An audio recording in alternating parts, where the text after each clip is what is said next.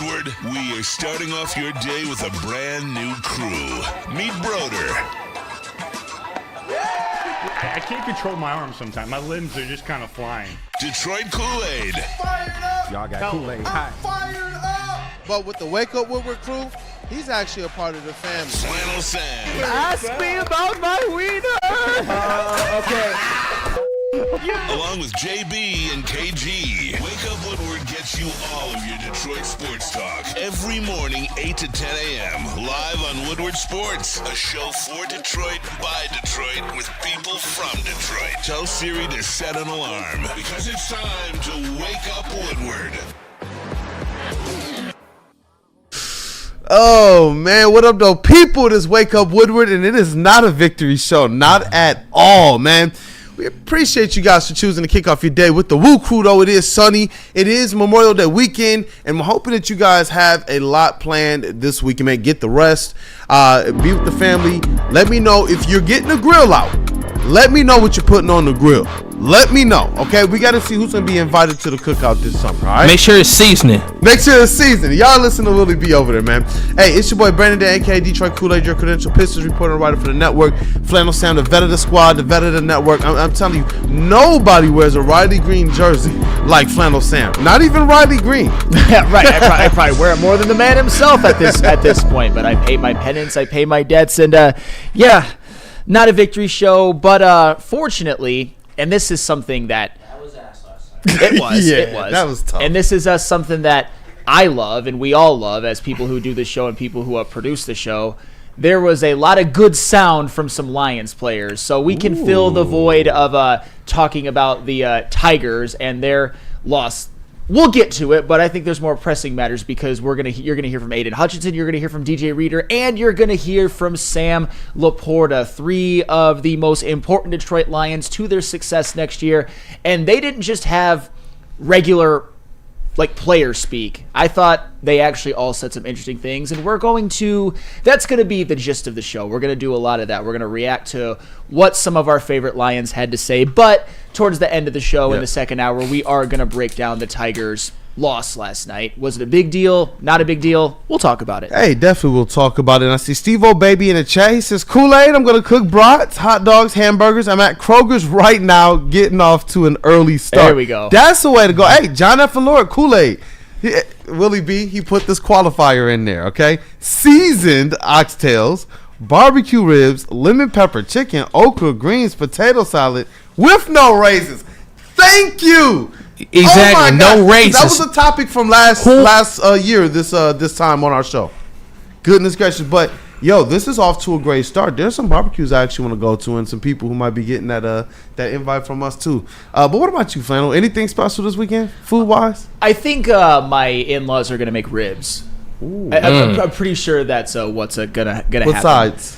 What sides are you partaking in? I mean, probably none. Maybe Green a bean roll casserole. All meats, no sides. Yeah, maybe rice, something like that. Come on. Shout out to the rest of the cast crew. That dude, Justin, what are you doing this weekend, man? We gotta get a little bit of the holiday love in. I am going to leave for up north after Big D Energy, and I'm going to spend the weekend on my boat and my dad baking a bunch of barbecue and such. I believe I would bet ribs or chicken wings this weekend at some point. But I don't know for sure, but I will be having sides. Hey, that's what's up. Cavassier Chase in a TD booth. Hold it down for JB Smooth, who's already enjoying the Memorial Day holiday weekend. So as he shout should. out to our MVP, JB Smooth. Cavassier Chase, what up, though, man? Yeah, busy weekend. I am going to be working all weekend and then also moving. So I got a lot of stuff going on. Going to be bugging my dad and my sister for some extra hands, moving some boxes and some furniture. But other than that, I'm looking forward to not only next weekend ahead, and then the first weekend of June, because Fast and Loose just got the green light. We're going to be credentialed at MIS Speedway. So there we go. Hey. All right, congratulations, we got a couple of fun weekends ahead moving forward. Shout out to Cavassier, man. And we got Willie B over there in the sound booth. Hold on, Willie B, real quick. I'm seeing Randall. Seeing a couple different people. Randall Smalls says Smalls is back. Hey, I like that. But A couple more people in the chat letting us know what they're doing or eating. So I'm going to put that qualifier too. Let me know what you're doing this weekend. But John Smith says he got the fish and shrimp going on. Randall Smalls with the smoked bacon cheeseburgers. Oh, Hey, I smoked like that. bacon cheese. Damn. Okay, Hey, and Randall. John F. and Laura says, hey, I'm the crazy white boy that knows how to cook. Hey, you know what? We're going to have one day a cook-off challenge with our chat family members. That's something we're going to get set up. Stick, if you're listening, we got to set that up. And Freddie Felt, he gives a little bit of love for Fast Salutes. Xavier D, wings, burnt ends, lobster mac and cheese, and greens. Hey, what up, though, Willie B? What's going down this weekend for you? Honestly, I ain't gonna be barbecuing this weekend. I gotta go work at the Tigers Morty's Day. Hey, lower your camera a little bit more, Willie. What? A little bit. Right there. Yeah. Thank you. Hey, that's producer Cavassier Chase today. He's doing good. He's doing a great job right now. I love it. And I'll be working tomorrow. Unfortunately, I ain't gonna be barbecuing. Usually, I'll be slapping the Ignorant Bill barbecue thrill, and usually I have hamburgers, kebabs, potato salad. We don't do raisins, man. I'm gonna tell you, just keep it original.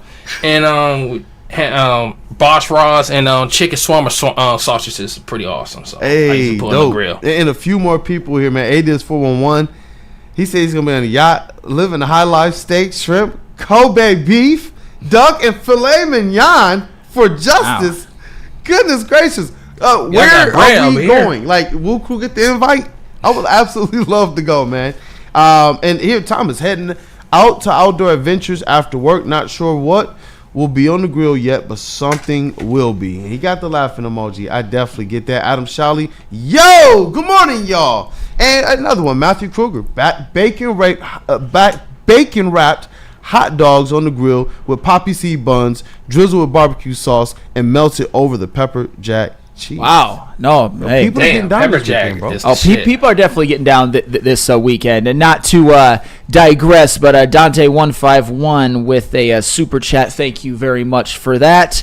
God, I tell you, people are acting like it's the end of the world with what happened last night. I mean, come on now. We can still win the next 3 games against the Guardians. Get a grip, people. AEW double or nothing on Sunday. So shout out Dante151. What are you talking about? Nothing happened last night in the Tigers world. I even got my Tigers hat on. Hey, absolutely not. But Dante, I agree with your sentiment 100%.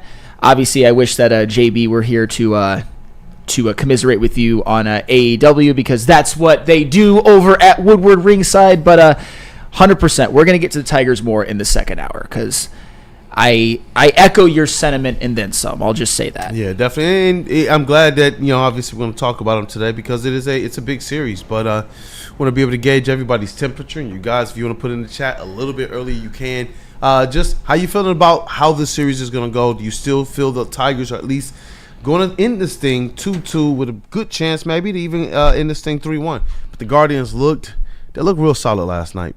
But we got a list here, and it really got Chase and I on kind of separate ends of the spectrum, and it got me intrigued. It really got you intrigued too. Yeah. And I'm wondering where people are going to lie with this thing. And we were reacting to the list of the top 10 most miserable sports cities in America. We saw it. Braylon threw it in our group chat towards the end of our show, and I was like, dog, I wish we could have reacted to it right now. You got that graphic? Hey, throw it up there for the people, because I got to see how everybody feels about this. If you can, Cavassier Chase, if you could read that off for the people.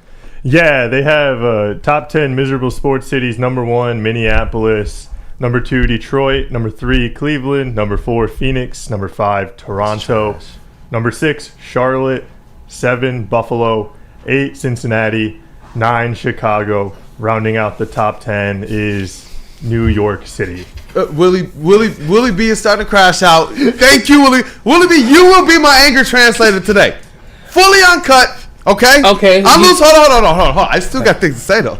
I said, oh, come on, bro. Come on. You talking about? Duh. I get it. We haven't been at that championship level that we were used to about a decade and a half, 2 decades ago. All of our sports teams, save the Lions, had opportunities to really be at that perch. And we've been trying to get the city back to that level. We've had playoff appearances, haven't had a lot of hope as it relates to championships. But you're talking about a city who, when you look at all the other ones, we're a city that's pretty decorated, man. Yep. I know that we're not the popular one. I know we're not the major market. I know we're not the one that you think of first when you talk about the bright lights and this, that, and the other. But are you kidding me? To have us above teams, to have us number 2 above teams who have never sniffed a championship, who've never won a championship, who don't have the level of teams that we have. Bro, if you're telling me it's miserable to, go through this Eisner plan stretch, okay, it is. A little bit like, okay, Eisman, get it together. But miserable? You talking about for one of the most iconic teams in all of sports? You talking about one of the most iconic logos in all of sports? You talking about one of the most iconic, like Woodward Avenue with all 4 sports teams down there. And we know what the championships that our squads have won. This is where I jump off the boat with things like this. And this was via Athlon. It's not like this was just somebody's ranking. This is Athlon. It's a big account. These are the types of things that they do on a national scale level. And I just thought this was egregious, man. Even Charlotte, like, I've been down there. You want to talk about one of those areas that's pretty pathetic. They just don't care about sports, period, bro. I just don't quite understand this from. And Flannel Sam, correct me, man, here if I'm missing something, because I just don't understand how Chicago is number 9, Detroit's number 2. There's a lot of teams with similar aspects of like championships, wins, and things of that nature.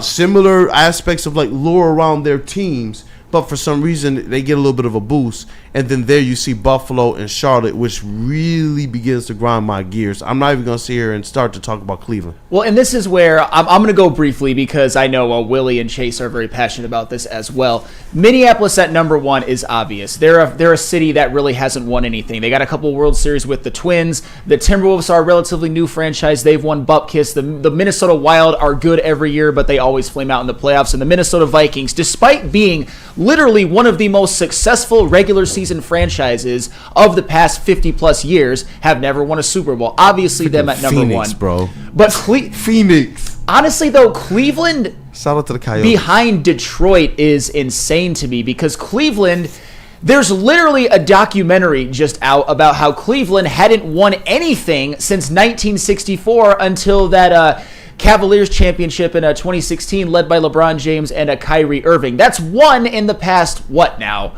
60 years? 61 years? Yeah, Cleveland's got to jump Detroit. Phoenix has to jump Detroit. I don't think their fans are as passionate, and they're a relatively new sports town as opposed to like Detroit, Cleveland, and whatnot, but they've only won one with the Diamondbacks in 2001. Toronto, their favorite franchise, famously the Toronto Maple Leafs, famously has a Stanley Cup drought that's lasted since 1967. Blue Jays popped up and won a couple in the early 90s. The Raptors in 2019, obviously, but they have to play in the Canadian Football League. That sucks. It's an inferior league.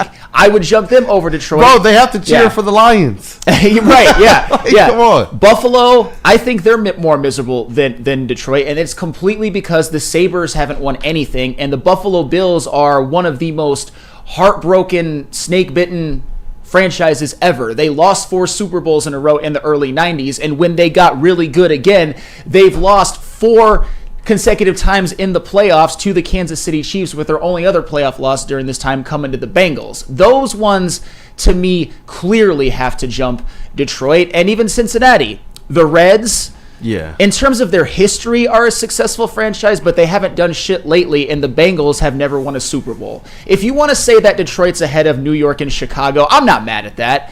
I can agree with that, but I think Phoenix, Cleveland, Toronto, Buffalo, Cincinnati, and hell, even Charlotte should jump Detroit. I agree with this. Joseph Campbell 3. This is that fired up energy. This is what I'm talking about here. I don't even believe Detroit should be on the list, period. Given that we have one of the best fan bases in the world, win, lose, or draw. In addition to all of the other things that you see here with the championships, and I get the last title. Hey, listen, you got people who had their last title in the 90s. I get that that's with Minneapolis, but you got Cincinnati with their last title in the 90s, and they're sitting there at number 8. Like, how is Cincinnati as a sports town not a more miserable sports base than Detroit? I'd put them over Detroit. I think with Detroit, it's the Lions. Even though they're good now, Detroit is.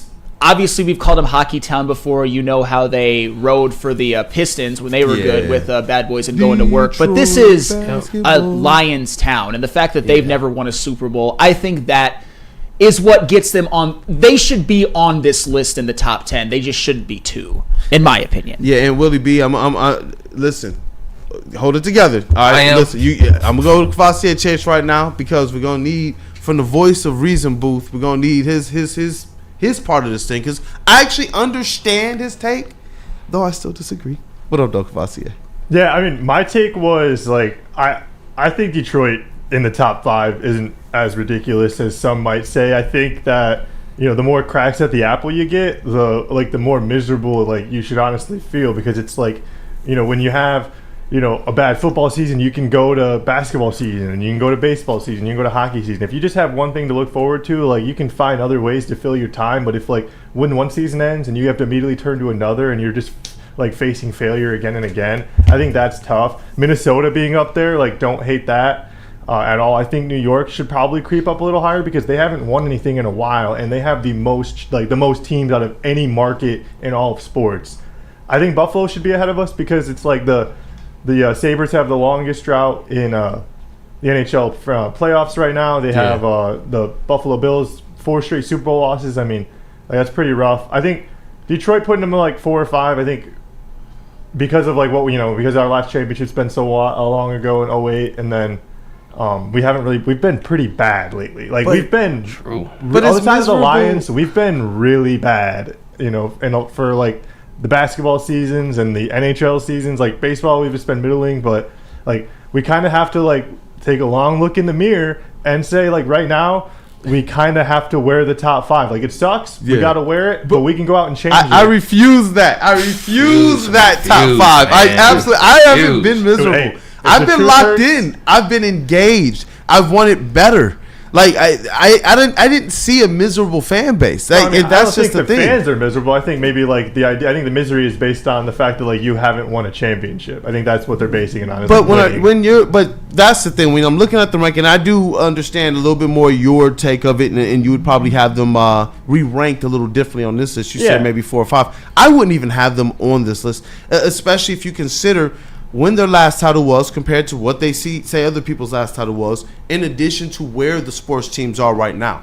You got 3 teams right now that have completely not just reversed the trend, but they've also added something that wasn't there really. All it takes is one of those teams to cash in, though, Kool-Aid, and then you're right. We are off the list entirely, but we are not absolved. We are not washed of our sins until at least one of these teams cash in. And the Lions look like the best one to do it. And that's why do they have to be top 10? Out of all the sports cities in America, and you look at this list right now, I don't believe that Detroit is a top 10 miserable sports city. I'm not saying that they're absolved of their sins. They're absolutely not at all. But that doesn't mean that out of all the sports towns in America, you can turn the scope on Detroit, who it didn't matter if they were up or down. I'm still seeing Detroit traveling very well. I'm still seeing Detroit showing up and popping out to all of the sports events very well. We were there. When did Woodward Sports start? Before all of the hype. And you know what? We saw them.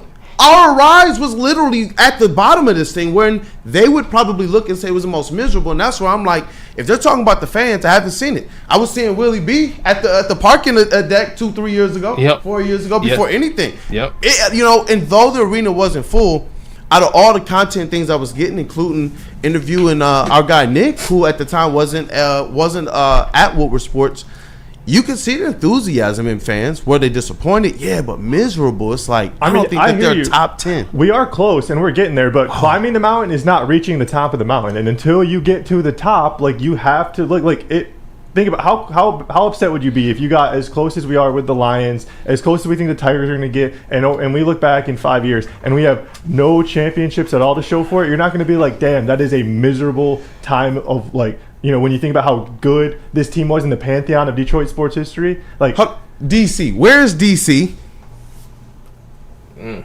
Yeah. This is the type of stuff I'm saying, though. Where is Brooklyn? Yeah, but you have the Capitals who won in 2019. Yeah, but they haven't won as much as. But what else do they have, though? I mean, the Commanders won in the 90s. There. The Nationals won in 2020. I lived there, and I did music with their content creators back then. They have They're miserable. They have the Capitals and the Nationals who won championships within the last 7 years. Yeah, Nationals won one too. They won about the same time. They did a couple years ago. They've won 2 championships in the last 10 years.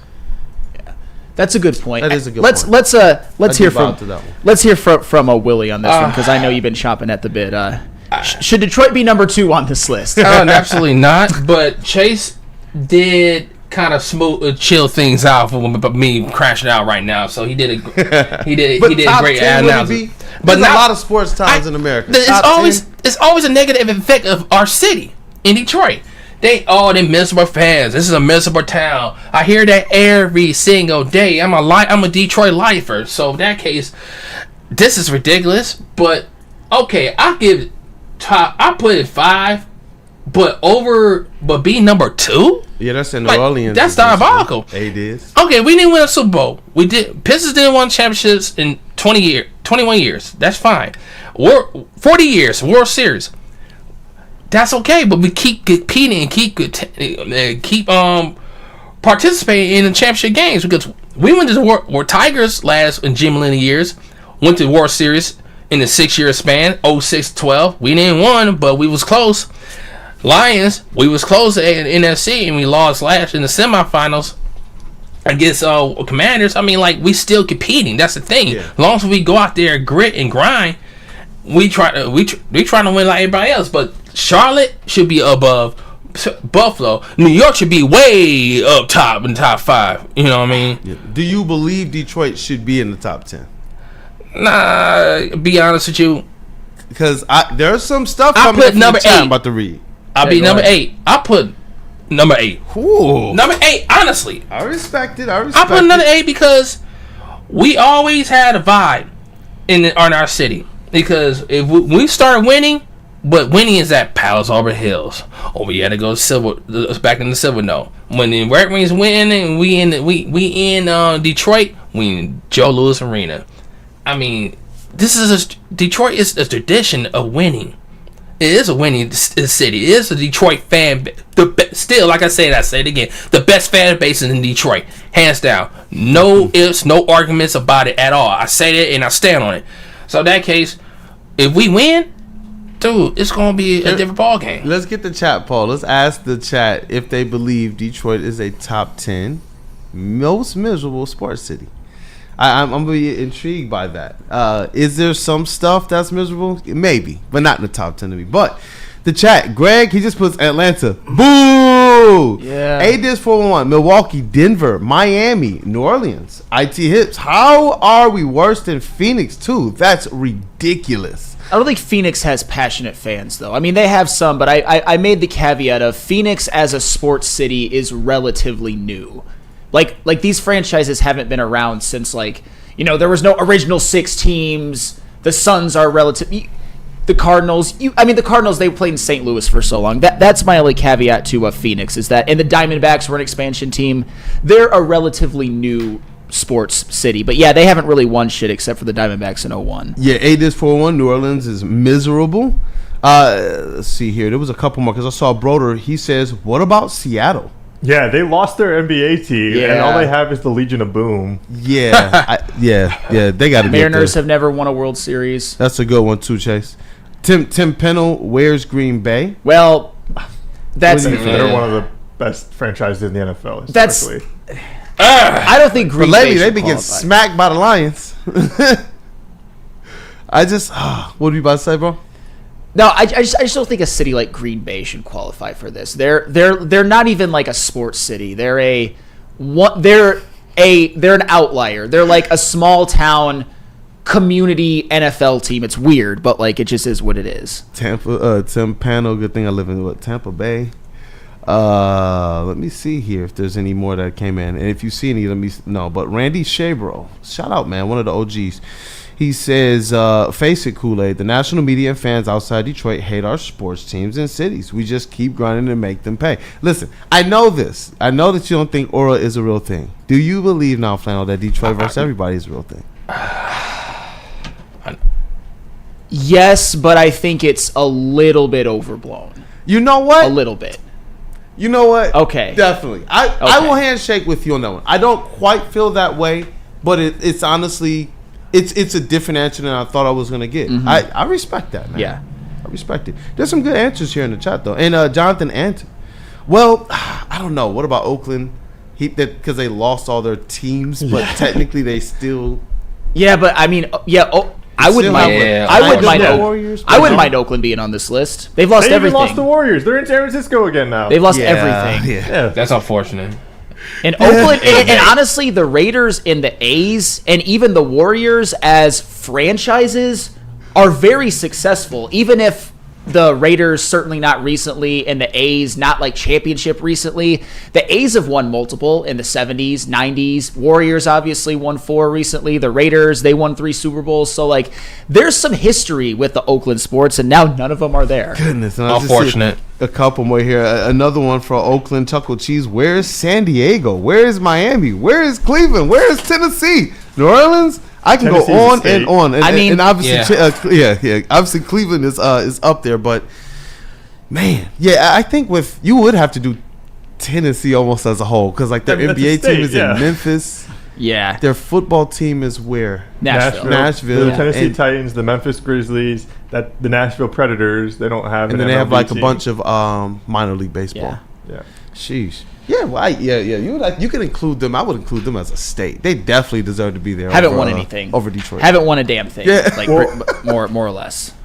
Goodness, you know what? This was healthy, and you had some good pulls today too, Kavasi. I actually, I thought that yesterday you were saying that they deserve to be, 2, but no, I can understand if you bring them down a little bit, and even Willie B saying, putting them 8 or 9, and having it be because of what you choose to see as, look, we have a standard, and if we're not reaching that standard, that ultimately is what dictates the level of miserableness you at least feel, and why you think that the Detroit might be number 2 on this list. Yeah. I can get that, even though I wouldn't put them on the top 10. Hey, man. do you know what will make nobody miserable? What up, though? An Aidan Hutchinson comeback season. He spoke. He said some really interesting things. We'll talk about that when we get back. A little TLB. But first, Justin, tell us about Mad Packs.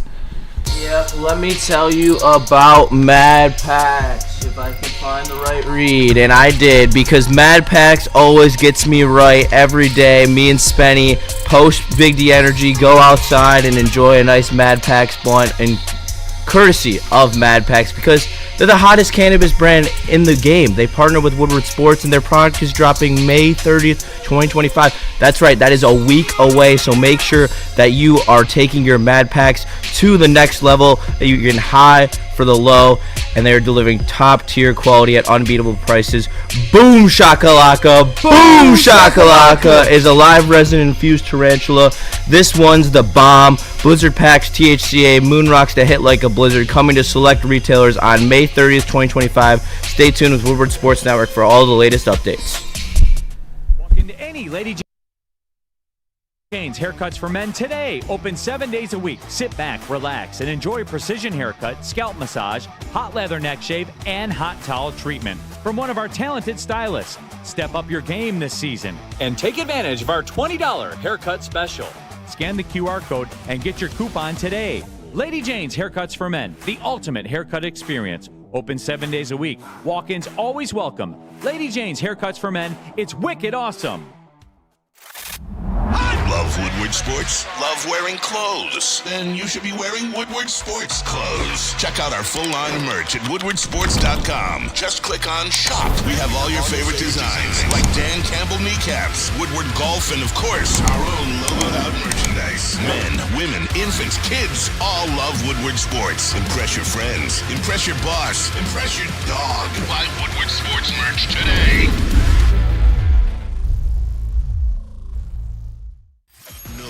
Gives away more cash and prizes than Woodward Sports. You don't believe us? Here's our latest $10,000 winner. You guys posted, hey, if you guess all this stuff right, we'll give it's $10,000. I'm like, okay, well, why the hell not? And the winning doesn't stop there. How about our Outkick Your Coverage winner? I think you won. We got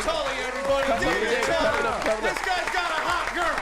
Bigger prizes, bigger giveaways, cash, merch, tickets, and more. All from the biggest sports network in Detroit. No one does it bigger and better than Woodward Sports. Make sure you're following, liking, subscribing on Instagram, Facebook, X, and YouTube for your chances to share in the winning. From Detroit's #1 sports network, Woodward Sports. Head to woodwardsports.com WoodwardSports.com and click on Shop. Get the latest in Detroit sports apparel and exclusive Woodward Sports gear. WoodwardSports.com can get the whole team outfitted. Love the Pistons, Red Wings, and Tigers? We got something for you, too. Shop online at WoodwardSports.com.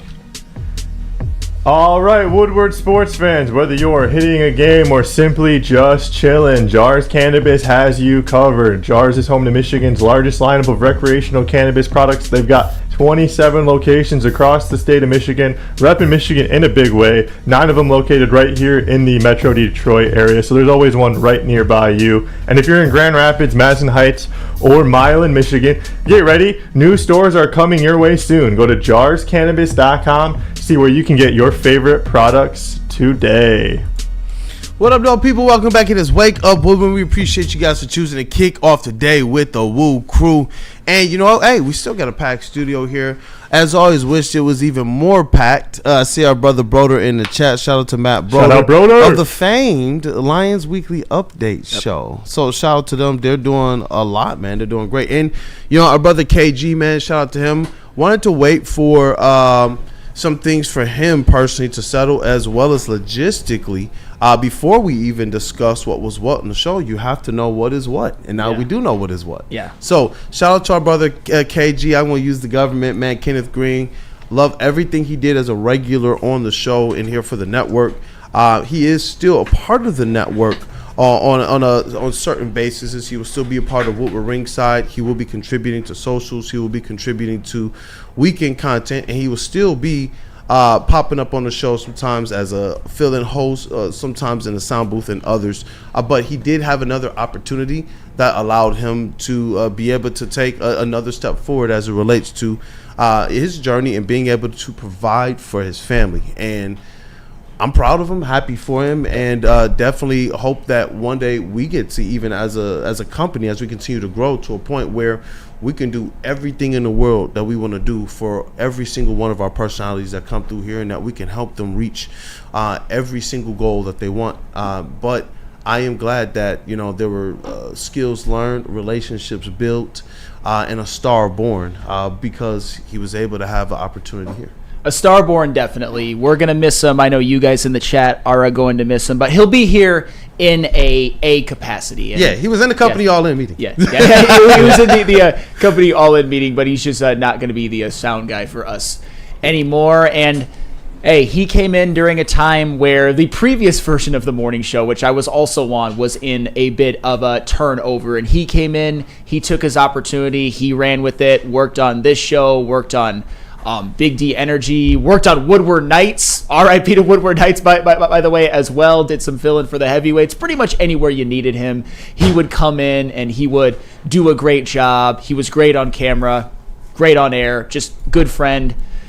Unfortunately though, I know, we all know here, me and Kool-Aid especially, that there's a business aspect to this. People have to do what's best for them. I've watched a lot of my good friends come and go. I thought for a while that me, Jeff, and Lucas were going to be the show forever, and that was going to be what it was going to be, and that didn't work. Broder, unfortunately, what was another one. Miss him to this day, too. Glad he's back on the network. But now we have a new version of the show. We're thriving. We're doing great. Got a lot of good interns, new people like the Justin and Chase. They're going to fill in bigger roles on the show. So the more things change, the more things stay the same, and with all changes come new challenges and new great things as well. Yep, and what I really love about this version of where we are with Woodward Sports is the fact that in the past, I remember year 1, I remember year 2, we didn't have the infrastructure to still say, hey, this is still a network, this is still a brotherhood, and we still want to support you. That's why we still got our brother Broder on the network. That's one of the things that honestly makes me ecstatic and happy. I don't know how other people feel about it, but I know what the numbers are saying, and a lot of you people are watching and supporting. And we get an opportunity in this juncture as well to be able to have KG still a part of certain aspects of Woodward Sports and the content, so you guys can still partake in some of having that relationship you guys have built up with some of your best and favorite personalities. And we do a lot. You know, the new interns coming in, JB Smooth, myself, Stick, Cavassier, and others here at the network, Justin, you know, they're doing a lot. Flannel, they're doing a lot to make sure that these platforms are still open for those guys. I'm telling you, because previously when it didn't work out, that was just the end of some of our favorite personalities here. Now we are at a certain opportunity as we're going where we're able to still say, you know what, we still can do some stuff with our brothers, because I can promise you this. I don't want him gone. I don't want Jeff gone. I don't want Lucas gone. I don't want Booner gone. Gentry gone. None of those guys. Caleb. None of those guys, man. And there's a whole long list of people, man. A long list of people. So I'm grateful for where we are right now. And a lot of that has to do with what you guys continue to do to support us. And a lot of great people like KG, the things that he's done to support us in this network as well. It was a large part of KG and Flannel Sam and Broder, and JB. That's why this show is so important to me, that have boosted me before a lot of you people even knew my name. And that's really what I take away from this and his time here, and what this show still represents, is a lot of people supporting each other. Yep, a lot of people supporting each other. And just to address this one from Matthew Kruger before we move on. KG gets all the love, but Adam got all the hate from the network when he left. Speaking from me, I love KG. I love Adam. Never wanted Adam to leave in the first place. Was always a little bit uncomfortable taking over his seat in the first place. But at the end of the day, man, I took advantage of an opportunity. I'm still here. Always wish Adam the best. I know nobody here.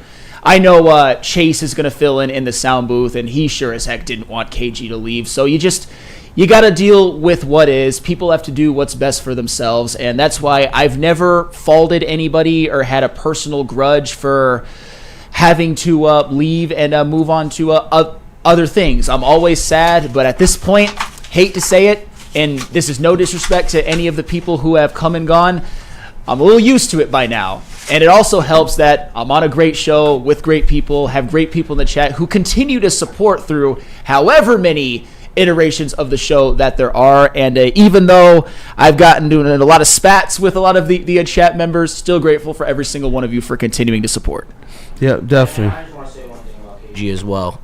We love KG. Everyone in this room, we miss KG. We all wish he was here. Most and definitely. KG has transcended every one of our lives and made every one of our lives better. Yeah. I hope I can be speaking for everyone in this regard. 100%. And we all wish that KG could be here. But we're going to keep pushing. We're going to keep grinding. We're going to keep trying to make the show as best as possible. And hopefully KG can find his way back and we can have our show be whole again. Same with Broder.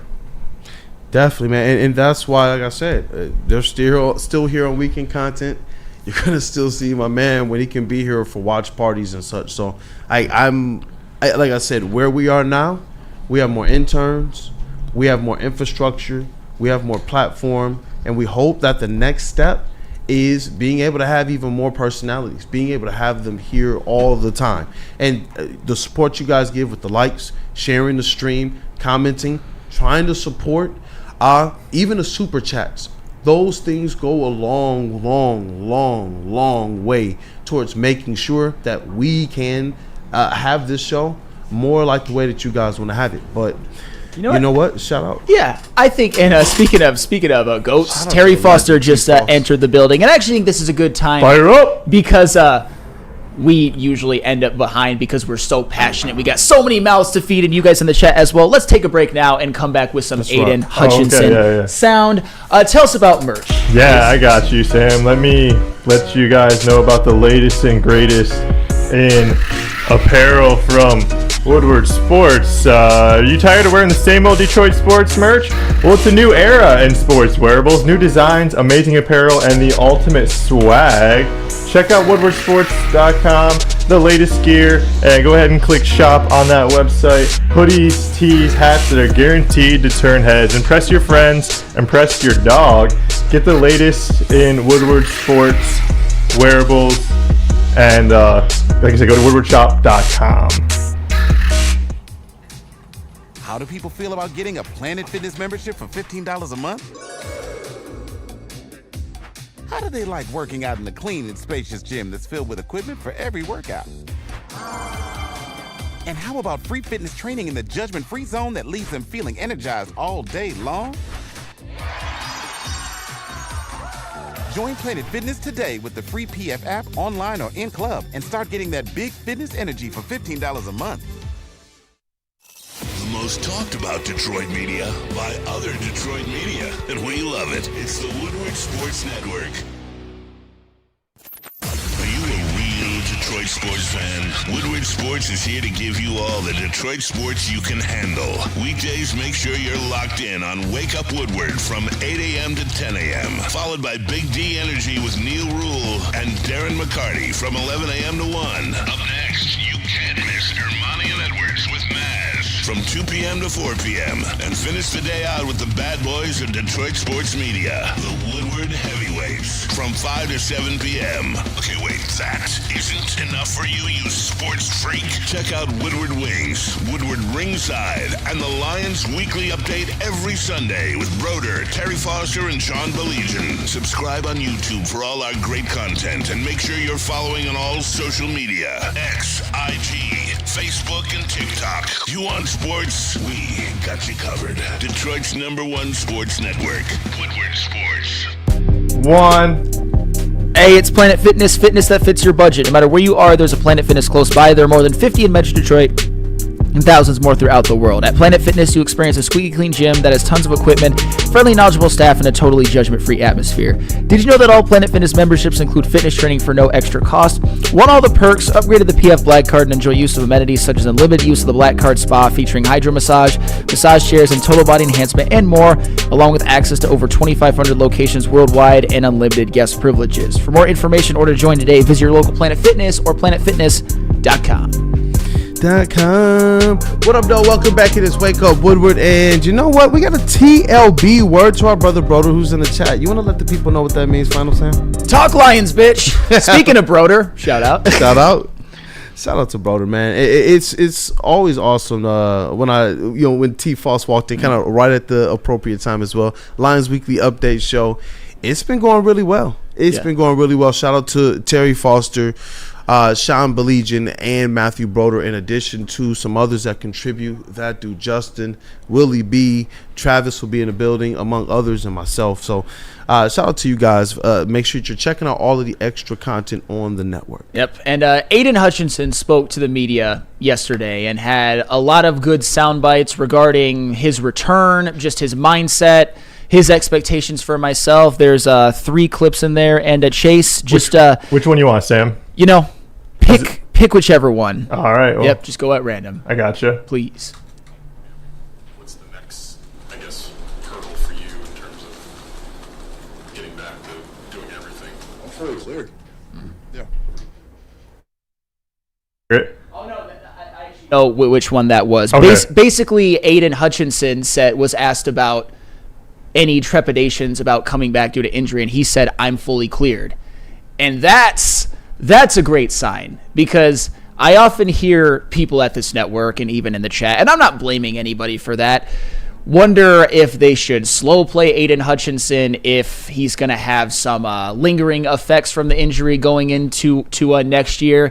And I've always said, even going back to last year, it was a clean break, obviously a very gruesome and painful injury that kept him out for the rest of the season. But at the end of the day, I didn't expect it to be something that lingered into the season or even into training camp. And I think right now it's all mental for him.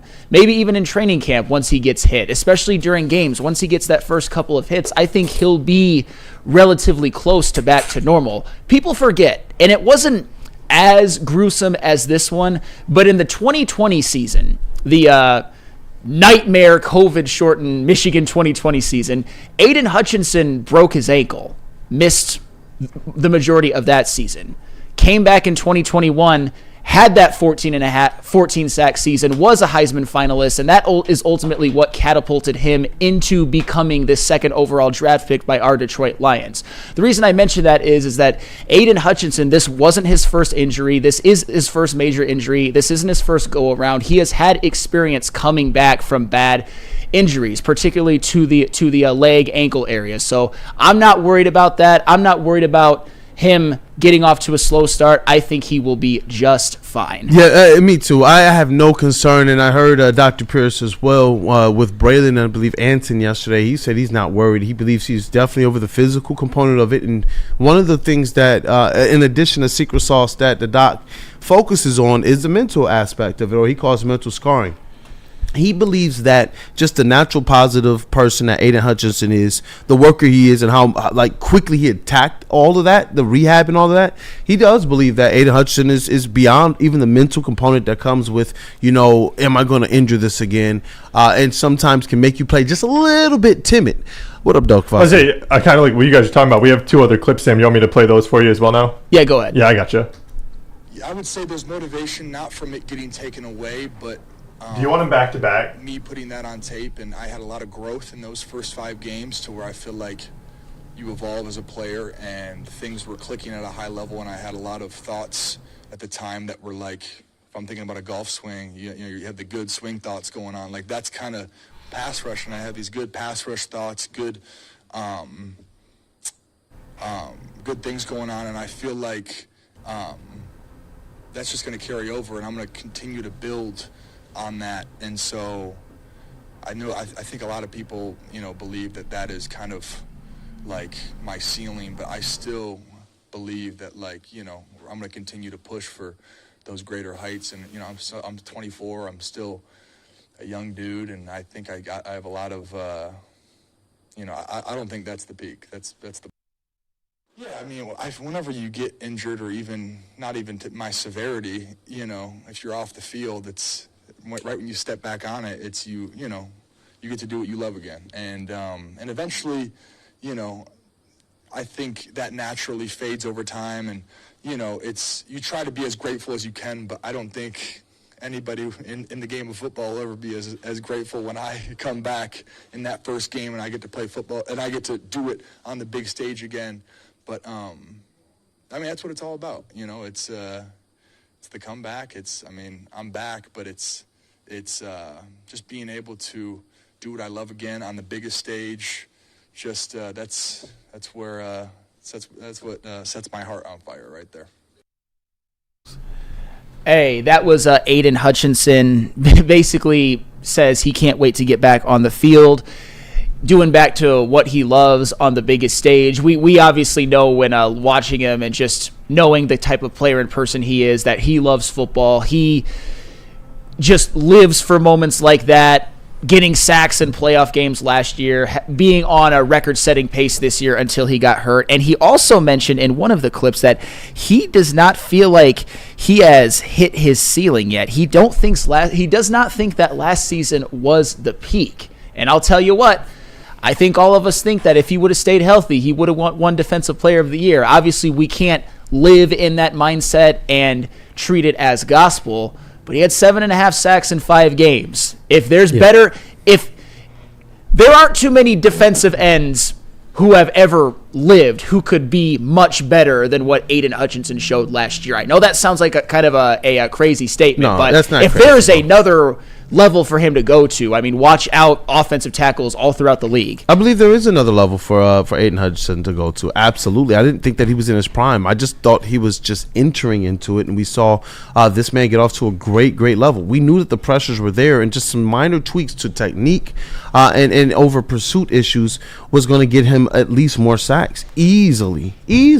I still don't think that from an overall technique standpoint, he's reached the ceiling there, which could make him that much more formidable, even if the sack numbers don't go up, just from being disruptive in the backfield, snuffing out run plays, snuffing out even end rounds, because he's just that agile and nimble. It was cool to hear the doc, shout out to Dr. Pierce, talk about his background and things that used to get him teased, like ballet. But you're looking at how nimble he is now, even on some of the plays where he's gotten the interceptions, and his ability to snuff out the play, making an athletic read on the ball, and then literally, make some spin moves while he's running back down the field.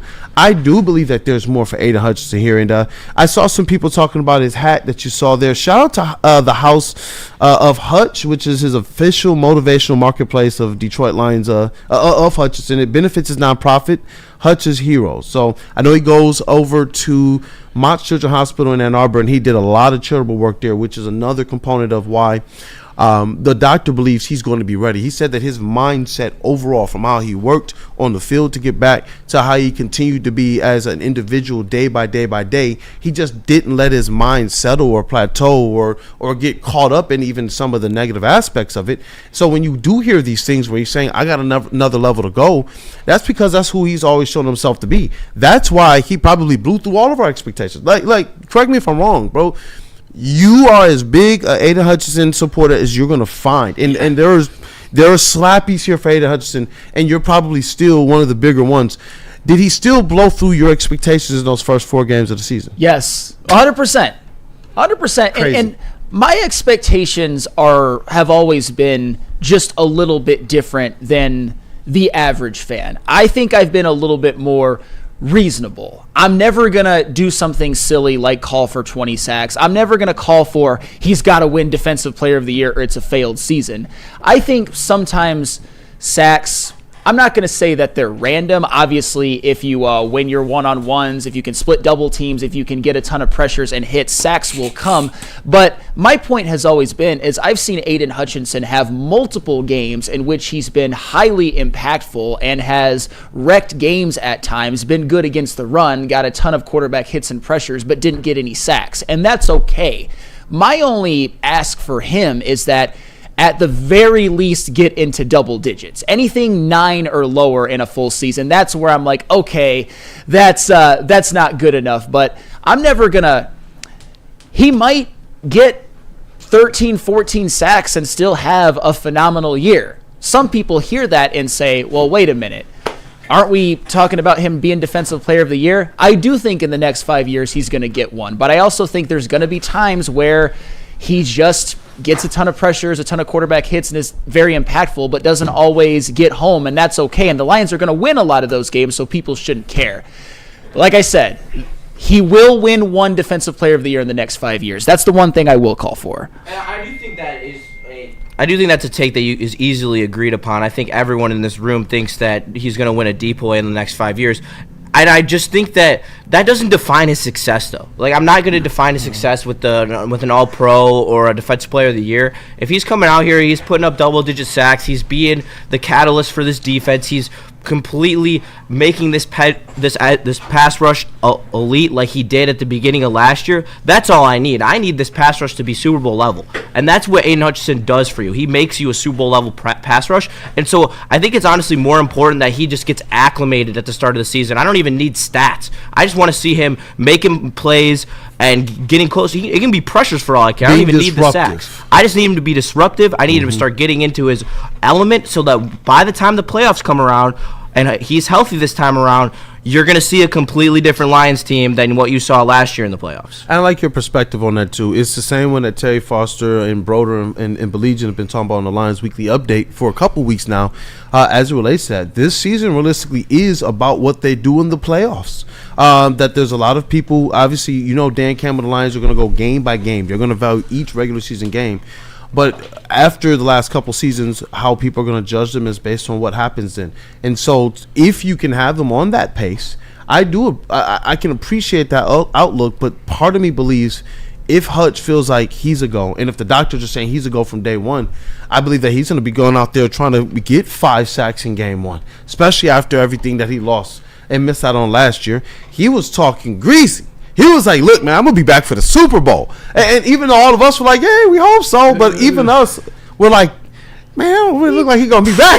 He wouldn't have been, but that's okay. That's okay. I'm not going to hold that against him. I don't hold it against him. But, I mean, it's that mindset, though, that allows me to believe comfortably that there's another level for Aidan Hutchinson and makes me excited for it. And, I do agree with the mindset of Chase. You have to think long-term for this team, even as it relates to the scope of this season. It is about the playoffs, and you need a healthy Aidan Hutchinson for the playoffs. That's really the script that the Eagles wrote just last season, and it was so frustrating to hear over and over and over and over and over again the fact from all the different national media and all of the different publications, the taglines that continue to talk about the Eagles are healthy. The Eagles are healthy. The Eagles got all their starters. Yeah. And then our guys got literally 21, 22 players on the IR. And we know that injuries played such a vital, crucial role in why the season turned up the way that it did. So I actually agree with that perspective to a large degree, Chase. But yeah, I mean, I like the long term. I mean, it's like obviously you want to win now. I mean, you gotta like find a way to balance the two. You know what I mean? Yeah. So kind of like we were talking yesterday on Big D as far as like, the trade for Paul Skeens and like that hypothetical that was flying around with Bleacher Report. I know we're kind of switching up the sport a little bit, but I mean, if there's something like that comes along, like you gotta be willing to push the chips in the moment. But at the same time, like football, like it's there is a salary cap. There's a lot more to think about long term than compared to the MLB. So I do like the way Brad Holmes is very like responsibly been like building the team and like doling out this money and stuff like that. So I mean, I've been all on board. Yeah, definitely. And I want to ask you too, man. The strategy here, you hear how eager he is to get going, Flannel Sam. Are you more for the strategy of easing him into the season with the playoffs as really your main focus, or are you like, look, if the doctors say he's a go, if he believes he's a go, let him start from day one and have everything he can have this season? I think you just got to let him go. I know that flies in the face of the only thing that really matters is playoffs at this point, but you can't put a muzzle on somebody with a motor like Aidan Hutchinson. Maybe if you want to rotate him in and out a little bit more, I'm not necessarily upset with that. But at the end of the day, in my opinion, in snaps, at least at the beginning of the year, in snaps when Aidan Hutchinson is off the field and Ali McNeil will be off the field, that pass rush is not going to be great. So I think Aidan Hutchinson is actually coming back into a situation where he's very much needed. And I forgot about that. Yeah. I forgot about that. Yeah. Man, because, when we're just talking in a vacuum about Aidan Hutchinson, it's easier to make those, should we ease him in or not? But you're talking about a defensive line that's not going to be at full strength, even if Aidan Hutchinson starts the year game one hitting the ground running. And this is, I want to read something from Chuckle Cheese because I want to make a distinction. How is calling for 20 sacks ridiculous? The guy from Cincinnati had 17.5, Trey Hendrickson, and back-to-back years, he's not on Hutchinson's level. Yes, I agree that Trey Hendrickson put up stupid sack numbers the last couple of years, but he's not as good of an overall defensive end as Aidan Hutchinson. And credit to Trey Hendrickson for the last 2 seasons he's had. Like, all the credit in the world to him. I think there's a distinction, though, that I want to make. I would not be surprised if Aidan Hutchinson got 20 sacks this year. I would not be shocked, and I think that would result him winning in Defensive Player of the Year. However, I think it's a little irresponsible to call for 20 sacks. It's happened 10 times in the history of the NFL. It doesn't just grow on trees. I mean, Lawrence Taylor, widely considered the greatest to ever do it from the edge rusher position, did it one time in his entire career. Just once. 20 sacks is an insane amount. And that's where I just want to caution the fan base a little bit. I fought battles for Aidan Hutchinson back in 2023. I thought a portion of the fan base was way too hard on him. I do think most people have, though, turned to being like Aidan Hutchinson fanboys and Aidan Hutchinson supporters, as we should be. But you also have to remember, he had 7.5 sacks in 5 games. All I want from the fan base is to keep that same energy if he goes a game or 2 or 3 without a sack. It's not the end of the world. As long as he is still being impactful, it's fine. If he doesn't get 20 sacks, but he gets 13, 14, is great against the run, gets a ton of pressures and hits, and the Lions win the division again, that is a phenomenal season. And then in the playoffs, that's where, you ride again. Get sacks, pressures, hits. Everything's fine. Just briefly before I throw it over to Kavasi, I think the word that I really like that I've heard from that dude Justin, I've used it, I think you've used it as well, Flannel, is you just really want to see him be disruptive to start the season. I was just going to kind of piggyback off Sam and address some more stuff from the chat, just kind of get us caught up on Super Chats, and then I figured we could double up on the break, get caught up on time. Yes, sir. For us. So we got Dante151, 1999. I don't know if this one was read yet, but God, I tell you, people are acting like it's the end of the world with what happened last night. I mean, come on. Now, can we still win the next 3 games against the Guardians? Get a grip, people. AEW double or nothing on Sunday. And then Dante151 again, 999 Super Chat. The only team that won something in Buffalo is the Buffalo Bandits in the National Lacrosse League last year. An indoor lacrosse team. Where's Tennessee? Because what have they done in a while as well? That's another from Dante. And then we'll kick it on over. Justin, I believe it's you. You want to tell us about Loom? Yes, let me tell you about Loom. Loom has the best new drink in the THC game, the 7.5 milligram buzzin', and they get you right with a nice light feel to make you feel nice. And when you go and pick some up, use code WSN30 to get 30% off your entire order, or use that QR code above and you can pick up your order conveniently. There are tons of great buzzin' flavors. There's the strawberry, the watermelon, the peach, the raspberry lemonade. They're all great. I've tried them all. I've had them all. I constantly drink them all. Shout out to my guy Jay for hooking it up. He's always showing love to the Woodward sports people. So shout out to Lou, man. Go get yourself some weed. Hey, look, that's no ad read over there. That's just a true consumer. Yeah, I don't even have the ad read over here. I'm just spitballing over here. So go get yourself some Loom. Let's rock. It's great. Caesars Sportsbook, use code Woodward100. If I told you that you could place a bet up to $1,000 and you'd get that bet back if you lost, would you think I'm crazy? Well, if you scan this QR code and enter the code Woodward1000, if your first bet doesn't hit, you'll get your deposit back up to $1,000. That's right, up to $1,000 back in your pocket to give it a shot. Minimum bet of just $20. Download the Caesars Sportsbook app today. And the after official you lose, sportsbook, go to Loom. Yeah. Help yourself out. The official sportsbook of Caesars or of Woodward Sports. Use that code Woodward1000. Scan the QR code on the screen.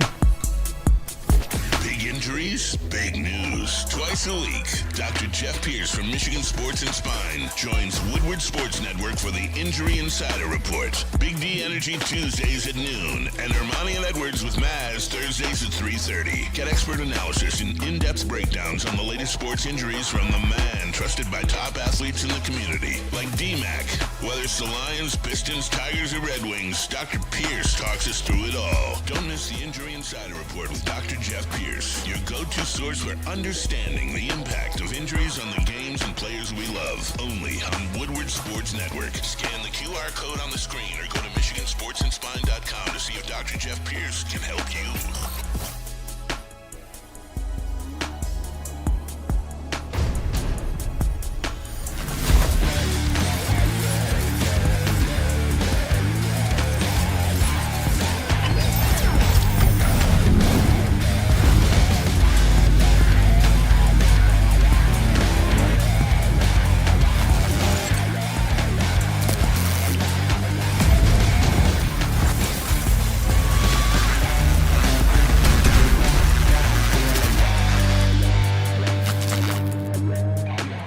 Lady Jane's Haircuts for Men today. Open 7 days a week. Sit back, relax, and enjoy precision haircut, scalp massage, hot leather neck shave, and hot towel treatment from one of our talented stylists. Step up your game this season and take advantage of our $20 haircut special. Scan the QR code and get your coupon today. Lady Jane's Haircuts for Men, the ultimate haircut experience. Open 7 days a week. Walk-ins always welcome. Lady Jane's Haircuts for Men. It's wicked awesome. Detroit has the best sports fans in the world. That's why they deserve the best sports coverage in the world. We are the Woodward Sports Network. Buddy's Pizza, they've been serving that original Detroit-style pizza since 1946, and 79 years later, they have 22 locations in this great state of pure Michigan, and you can still visit where it all began on the corner of 6 Mile and Conant. Sign up for Buddy's Rewards to earn points on every purchase and receive exclusive promotions. Download the Buddy's Pizza mobile app and start earning today, and add some Detroit style to your next meal.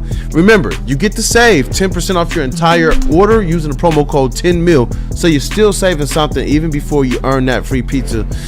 Make sure you're using promo code 10mil. That is the number 10MEAL, Buddy'sPizza.com.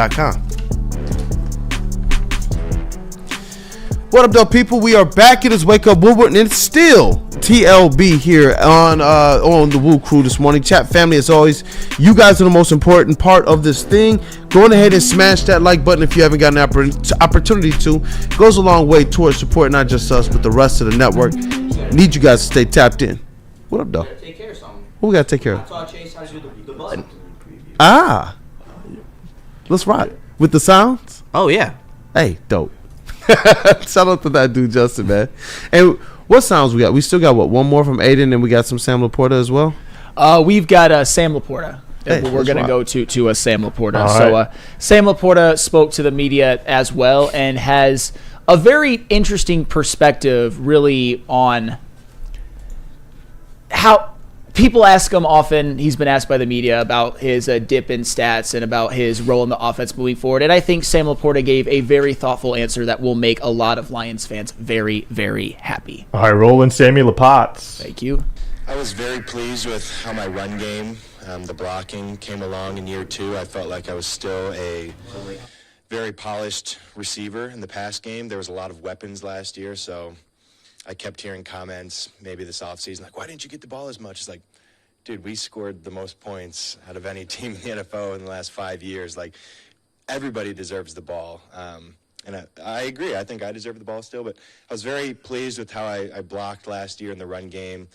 Looking ahead this year, I think just continue to polish things off in the run game, the pass game, start to see the game from the quarterback's perspective, what Jared needs exactly, and maybe not just knowing what I'm doing on the field, but what other people are doing as well, just seeing the big picture, really. Hey, you know what, Sam LaPorta, I'll tell you what, I think the season that he had last year has gotten a bit underrated. And I understand, in 2023, he was second-team All-Pro, was a Pro Bowler, had what was considered by many the greatest rookie tight end season ever, and it certainly arguably was. And in 2024, his numbers took a bit of a dip, but you can see that he's an unselfish player with how he carries himself both in press conferences, on the field. He just wants this team to win, and he said that one of I think the quote that stuck out for me the most in this was that we had the best offense in the NFL. We scored more points than anybody in the NFL has done in the last 5 years. Sam LaPorta played his role and played it well. They didn't need him as much. Jamison Williams emerged as wide receiver 2. Amon-Ra still had over 1,200 yards, was a first-team All-Pro. And Sam LaPorta, he filled in when he was needed. And he still, despite the dip in his numbers, he was still 6th in the NFL amongst tight ends in receiving yards, tied for 4th amongst NFL tight end in touchdown catches, and upped his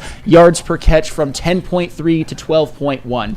Sam LaPorta, whether he's putting up All-Pro numbers or not, will be one of the most effective and impactful tight ends in the game for the Lions to me for at least the next couple of years, and he will continue to do what is asked of him and do it at a very, very high level. Man, bro, it's such an elite transition, because that's what I was going to talk about. Is I believe that Sam LaPorta was doing exactly what the team asked him to do, and I think that it supported a certain vertical image or aspect on the outsides of the offense that we hadn't really seen from this Lions team. J-Mo, and even some of the stuff we got from Tim Patrick out on the outside.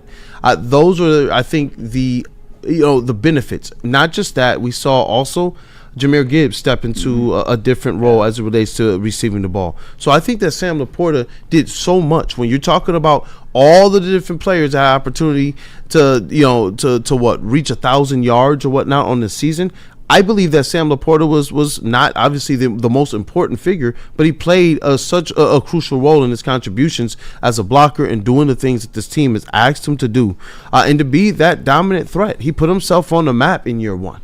Absolutely. He went out there and broke records and set history. And so in year 2, for this team to understand this is a guy that has such versatility, catching the ball, being a decoy, being a blocker on multiple layers, multiple levels, that to me is where I do believe when you look at how good this offense was, that's exactly what you want on this team. Somebody who's willing to just do their role, no ego. My man look cool, calm, and collected, bro. That's what I love. And this is a young player who understands this already. I'm out here to do what's necessary for this team. Yeah, I mean, he probably feels like in his heart of hearts, whether it's true or not, I know he feels like he could put up Brock Bowers type numbers or prime Travis Kelce type numbers or prime George Kittle type numbers if that's what was asked of him. But at the end of the day, he wants to do what is necessary for this team to win. And they were a 15-2 team, best offense in the NFL, historically great regular season offense, and just a couple of games that really stand out to me from Sam LaPorta this year, at least when it comes to his stat lines. He had a 52-yard touchdown catch against Dallas, 3 for 66 and a touchdown at Houston, both road wins in the state of Texas, by the way. 2 touchdowns in the Thanksgiving game versus the Bears, in which they held on to win by 3, and a touchdown in the game at Soldier Field against the Bears and a touchdown in the game at San Francisco against the 49ers, and also had over 100 yards in that unfortunate loss to the Bills. But we all know that it wasn't because of the offense. So Sam LaPorta, even though he certainly was in the shadow of Amon-Ra and J-Mo when it comes to receiving production, still played such a vital role. And I'll say it before and I'll say it again. That Washington Commanders playoff game is a nightmare. I want to forget about it. But one thing that I won't forget was that diving one-handed catch in the end zone when everything looked like it was going to be okay. Sam LaPorta did that. He's still a great tight end. And whether or not his stats dictate a first or second team All-Pro this year, I don't think it's going to matter when it comes to impact. There are so many mouths to feed on this team. Yeah, definitely. And 12 from FL, he agrees. He says LaPorta's ceiling is now 600 yards and 5 touchdowns with J-Mo because he's about to pop off. And you know what? As long as we have a tight end that understands it, think about all the different tight ends that the Detroit Lions have experienced with over the years. Yeah, even some of the less heralded ones like your Joseph Fourier's, your Joe Foss, best celebrations, touchdown celebrations in the league. I see you, Flannel. He's disappointed in me now, guys. That was for you, by the way. What we had Scheffler. Who else? We had Ebron. We had Pettigrew. We've had some tight ends. This Joseph is the Fourier. One. Hey, come on. Let me see your best Joseph Fourier. Absolutely not. Joseph Fourier and Tony Scheffler are shameless bums. Bro, That's all they are. That's all they are. Relax. Stop it. Whoa, you don't like Tony Scheffler? Yeah, no, I don't like. Why would I, Flannel, say I like Tony Scheffler? Come on. Here comes the bullshit, Sammy. I'm okay if you want to hate on Joseph Fourier, but man, leave Tony Scheffler alone. He tripped chasing his dog. Okay. Goodness, he was having a generational run before that, but it just highlights the experience. I'm sorry, damn. It's okay. Let me stop talking about Joseph It's okay. No, Fourier. you're good. You're good. Look, we had some experiments at tight end up until now, and now we finally have a guy that's shown he literally has everything, including the aspect to be able to be whatever we need him to be. I liken Sam LaPorta to obviously on a much different level, higher level than this player. But in terms of the guy that you're like, yo, he just does whatever his team is asking him to do. It's like Asar Thompson with the Pistons. It's like that type of role. That's where my basketball mind goes, and I think Sam LaPorta is like that. You need me to be a little bit more physical. You need me to be a little bit more finesse. You need me to take a lead receiving. You need me to go out there and put somebody in the dirt. You need me to be able to take this chip block. You need me to be the one that's going to get laid out. These are the things that Sam LaPorta is doing now. And when you talk about, look at Jahmyr Gibbs off of the play action, well, who do you think is creating that extra space? If Jahmyr Gibbs is catching it off the play action, because usually he'd be the one, right, on a passing play, potentially stepping back to pick up the chip block, sometimes you are allowing your tight ends to be the ones to go out there and operate in those types of spaces too. So it's like when we see everybody else percolating, I'm glad that we got a player in Sam LaPorta who knows he's the real deal, but understands what him being like whatever this team needs, that puts them in so much better position to be able to win. And I do believe this. Think about offenses this year. Last year you come into the season, you're like, we got to look out for Amon-Ra and Sam LaPorta. This year you're coming to the season saying, yo, there's a quadrille of problems. They got pass catchers everywhere. Yeah. Everywhere. Yeah. Yeah. And you mentioned the play action plays. It was Sam LaPorta who caught the famous stumble bum. So that was one of his rewards. Because you're right. Yeah, when you're a tight end, and even Sam LaPorta, who is willing to do whatever it takes to help the team win, I'm sure catching touchdowns is a lot more fun than blocking defensive ends. So, but the fact that he's willing to do both, the fact that I think that he's so good that even if he does get lost in the shuffle, he's going to get rewarded with a lot of touches. Amongst all that, he's in a great spot. How'd they get all these blockers? Because I'm just thinking about even like J-Mo too. He used to be, even before he was getting catches, was be getting fired up like he just caught a first down because he had like an epic block. And then you hear even the coaches talk about this type of stuff on the sidelines. I think it's just more of the identity of the types of players that Brad Holmes likes to get, and the fact that they're actually hitting that rate at a high level. It's not just that they're looking for a type of player, it's that they're identifying it, and they're also not just figuring out, okay, they're These guys are those dogs, but whatever development staff is here too, and whatever plan of action and building around them, is allowing these players to be everything that we see. There's a whole lot of young players right now that are doing amazing things, making Pro Bowls, making All Pros, getting the bag, setting records, and at the core of this thing, all their attitudes are the same. We're going to work like we've done nothing. We're going to give our all, and we're literally going to bite kneecaps. And I love that identity about these guys. Like, I didn't even, feel like talking about Sam LaPorta was going to lead there, because he's so, when you listen to the interview, he's so laid back and chill. Yeah. But when you look at him play football, it's like, bro, that's exactly who I want representing my Detroit Lions. Absolutely. And you know who else we want representing our Detroit Lions? Talk to me. DJ Reader. We're going to hear from him when we come back. He's got some words, not about himself, but about his teammates, including a new teammate. But more on that after the break. But tell us about, what do we got, Dr. Pierce? The doctor, attention, sports fans. Give me the news. Some secret sauce. Has he told you what that is? Has he shown you where it's at yet? I'm not trying to find out. Don't miss. Smart man, Cavassier. Don't miss out on expert sports injury insights with Dr. Jeff Pierce of Michigan Sports and Spine. Join Dr. Pierce every Tuesday during Big D Energy, every Thursday or during Ermanni and Edwards, where he's offering top-notch injury advice. And I know yesterday he talked about Aidan Hutchinson. He also talked about Casey Mize, among other things. So definitely go back if you haven't seen it and check it out. Trust the guy that DMAC does. Dr. Jeff Pierce is here to keep you in the game and performing at your best. For more information, visit MichiganSportsAndSpine.com or call 248-426-9944. How do people feel about getting a Planet Fitness membership for $15 a month? How do they like working out in a clean and spacious gym that's filled with equipment for every workout? And how about free fitness training in the judgment-free zone that leaves them feeling energized all day long? Join Planet Fitness today with the free PF app, online or in club, and start getting that big fitness energy for $15 a month. We don't like to brag that we are the toughest sports network in Detroit, but we do have a guy named Darren McCarty on our side. Woodward Sports.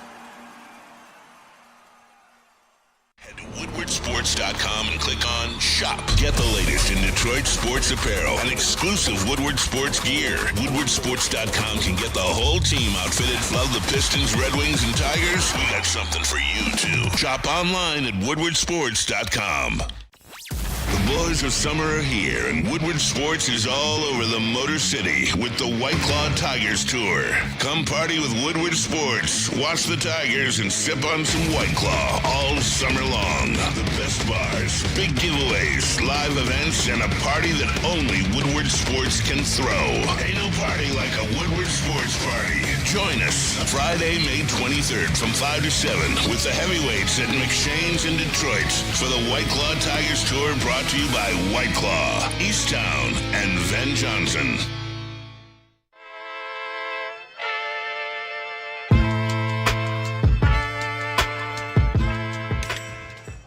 Hey, Tony, what's up, bro?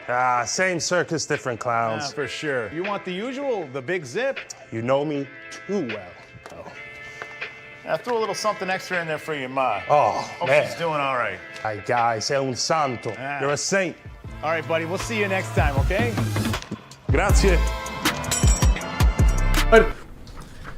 Stay connected with Woodward Sports on all social platforms. Follow us on Facebook, X, Instagram, along with YouTube, Twitch, and TikTok for the latest sports news, live updates, and behind-the-scenes action, especially today. You don't want to miss out, because I know today is the first day of our Tigers White Claw watch party. We're going to be down at McShane's Irish Pub today. So you want to get down there and support and hang out with the heavies.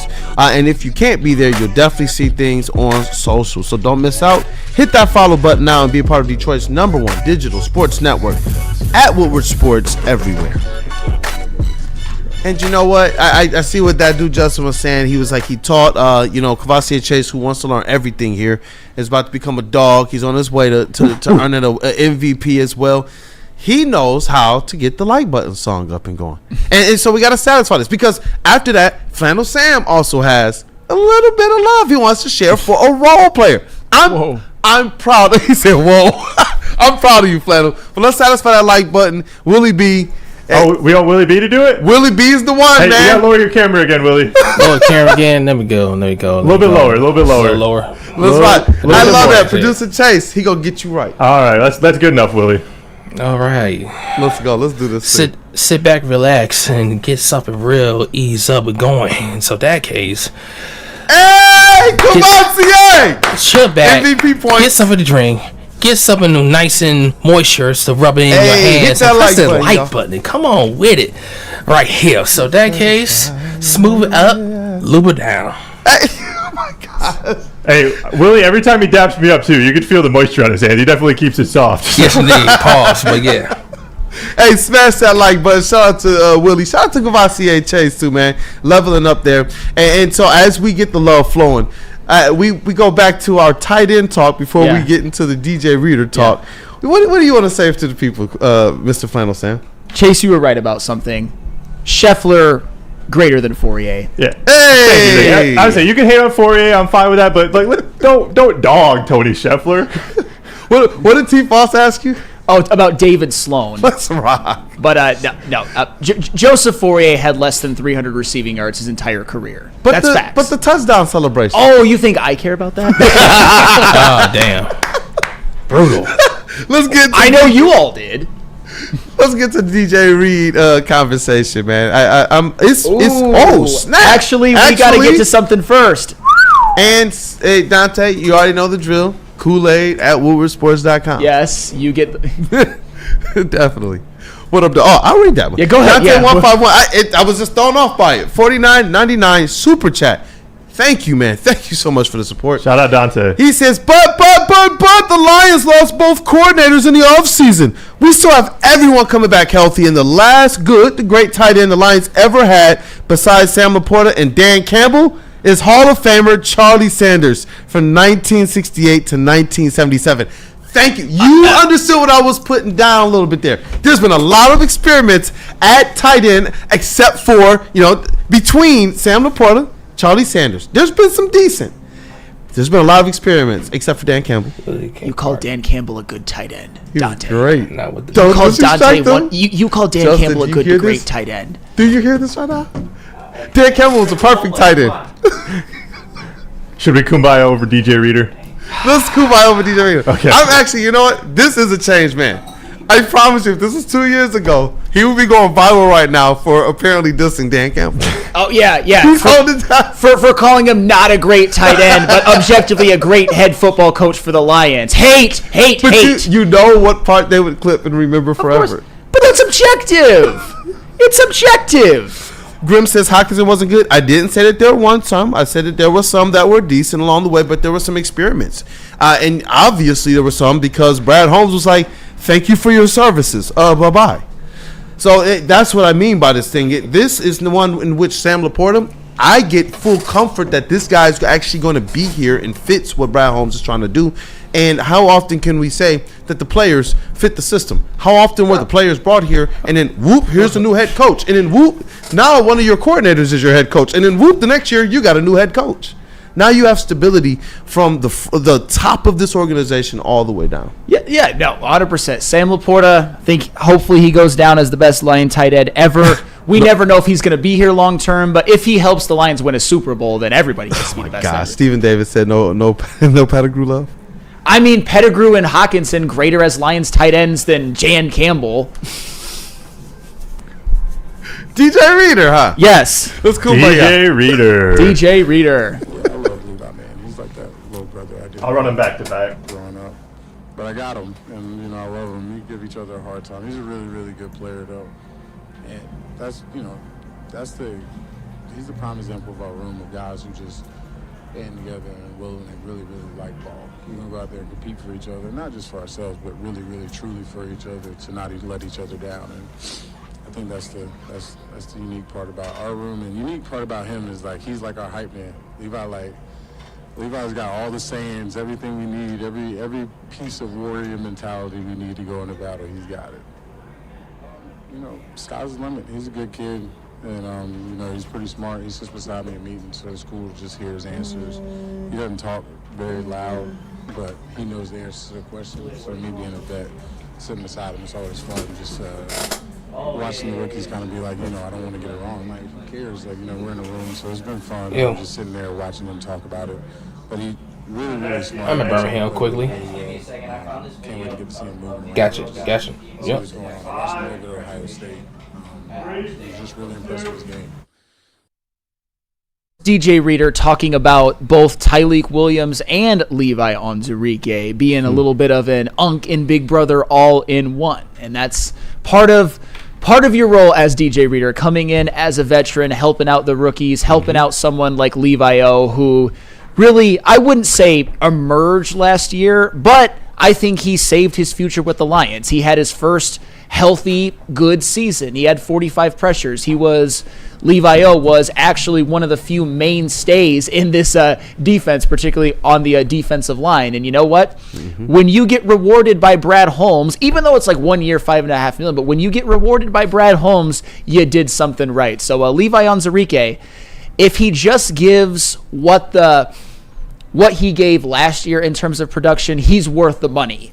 If he takes a leap, he could actually be a very nice bargain for the Lions this year. And it's crazy to even talk about, because we do hope for the best for Levi O. But once upon a time ago, because you talk about he earned this contract extension, he earned this 1 year opportunity of $5 million once a long time ago. Just this time last season, he was considered to be a man that was on track for $20 million contract a year via one Mr. Zeitler, who's no longer here. Well, that was just what.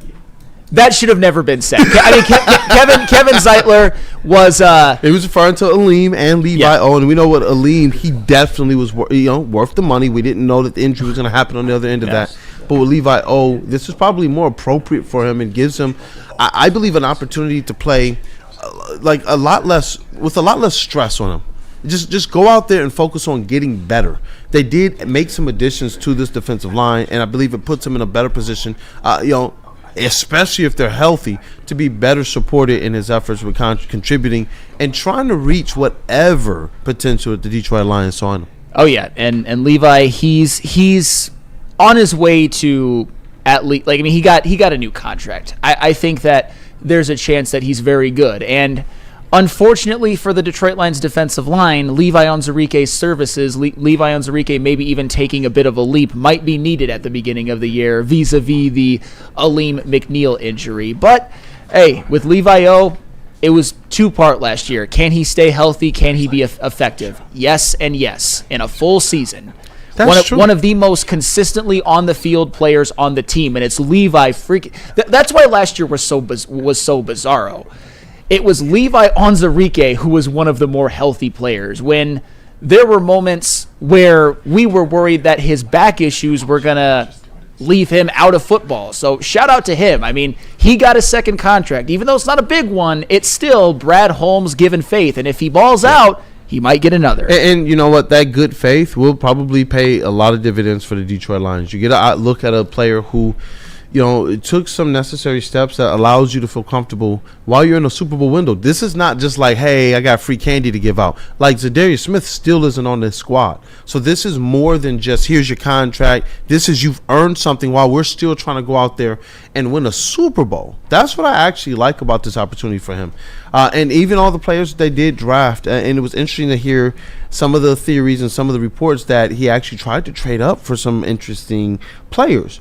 But who you wind up with is who you wind up with, and those are the guys that you believe can help you take advantage, not just in your long-term windows, because we know he wants to build for that, but he said no cute seasons. This season is explicitly a Super Bowl or bust season. You have to get there.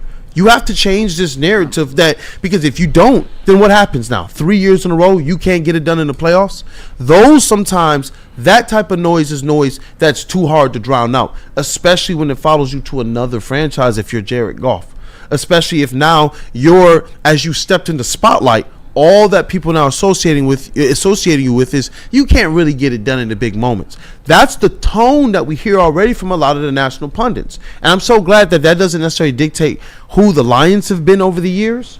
But I definitely believe that this squad getting healthy and them putting some belief and some faith into these players like this, like we've seen, they're going to get a lot more out of them than what we even expect. And that's what's happened the last 2 seasons. Now we just have to make sure they parlay that into effectively, Grim, I see you. Super Bowl or mother effing bust. That's what they have to be able to parlay this into. Is no more about cute seasons. It's not even anymore about Levi. How much can you develop? It's Levi. How much can you help contribute to a Super Bowl right now? That's how everybody is being graded on when they're signed by Brad Holmes, when they're drafted by Brad Holmes, is can they be a cog in a Super Bowl team? And speaking of potential cogs in a Super Bowl team, DJ Reader talking a little bit about the rookie Tyleik Williams, and DJ Reader seems like he's more than eager to take Tyleik under his wing a bit. And even though I'm not saying that they're the exact same archetype, at least when it comes to size, Tyleik Williams is huge. He's listed at damn near the same size as a DJ Reader. So if you can get them both on the field consistently, which certainly from DJ Reader, and hopefully Tyleik Williams lives up to the being a first-round draft pick, a lot of closed running lanes, I will just say that. That is some beef up there in the middle. I'm not saying they're always going to be on the field together, but that is some man meat. You know what, man? Because I know that's your focus of interest as well, Kavasier Chase. In this division where you got some speedy players, they did upgrade at the wide receiver positions in our division in the NFC North, which beyond just passing down the field, the things that they can do with the plays behind the line of scrimmage. And they got some receivers that will take off and run, and they got some running backs that pose some threats. How you feeling about this interior? How you feeling about the edges? Because obviously there's going to be a whole lot that's going to be said about what the Lions did or didn't do to address the defensive line and what a lot of us associate as potential weaknesses to trip them up for a Super Bowl window. Yeah, I mean, I was very ecstatic with the pick. I think addressing the D-line, especially the interior of the D-line, and making it tougher for teams to penetrate you up the middle, forcing them to the edge, where you have your guys like Aidan Hutchinson, who's supposed to be, Defensive Player of the Year, cleaning up sacks, cleaning up tackles on the edge, and then, hopefully that's Zadarius Smith, it's Marcus Davenport, it's Josh Paschal, it's whoever ends up being that rotational bookend for Hutch on the other side. I mean, it doesn't matter how fast your wide receiver is. Nobody can blow past a DB on the line of scrimmage like Jamison Williams can. We have the best wide receiver in the division, I would say. You could argue with Amon-Ra or Jamison Williams as far as the athleticism. I mean, Amon-Ra is proven year after year, continuously being a consistent stat getter. And then, Jahmyr Gibbs, I think he's arguably one of the most feared young running backs in the NFL. He's always talked about in the top three, and then Saquon is even kind of giving him the nod, talking about he's kind of seems to be the one he's going to be handing the throne off to. He's passing the crown as the top running back in the league. So I really like how this team is built to defend the run, and I don't think we have anybody else in our division who can quite stop the run like us. And as good as it is to hear them talking this way, Flannel, I got to ask you this. Where is that comfort level with this defensive line? I'm grateful for the character of the guys they have, but at the end of the day, where you at with this? Nobody questions what they're going to be in the North, but this is about the playoffs. This is about the Super Bowl. I've been consistent. One more guy on the edge, and I'm 100% happy. Who is that guy? Clowney or Zadarius Smith. I'm cool with either one of them, but I have given the caveat, and I'm not trying to talk out of both sides of my mouth. Do I believe that Marcus Davenport will stay healthy for at least 12, 13 games? I'm not willing to say that. Do I think that Josh Paschal is anything more than just an average player? I do not. Do I think that AQM, there's a danger at least of a regression because the previous year and a half he was a practice squad player? I do. And he has so much usage. Yes. However, that being said,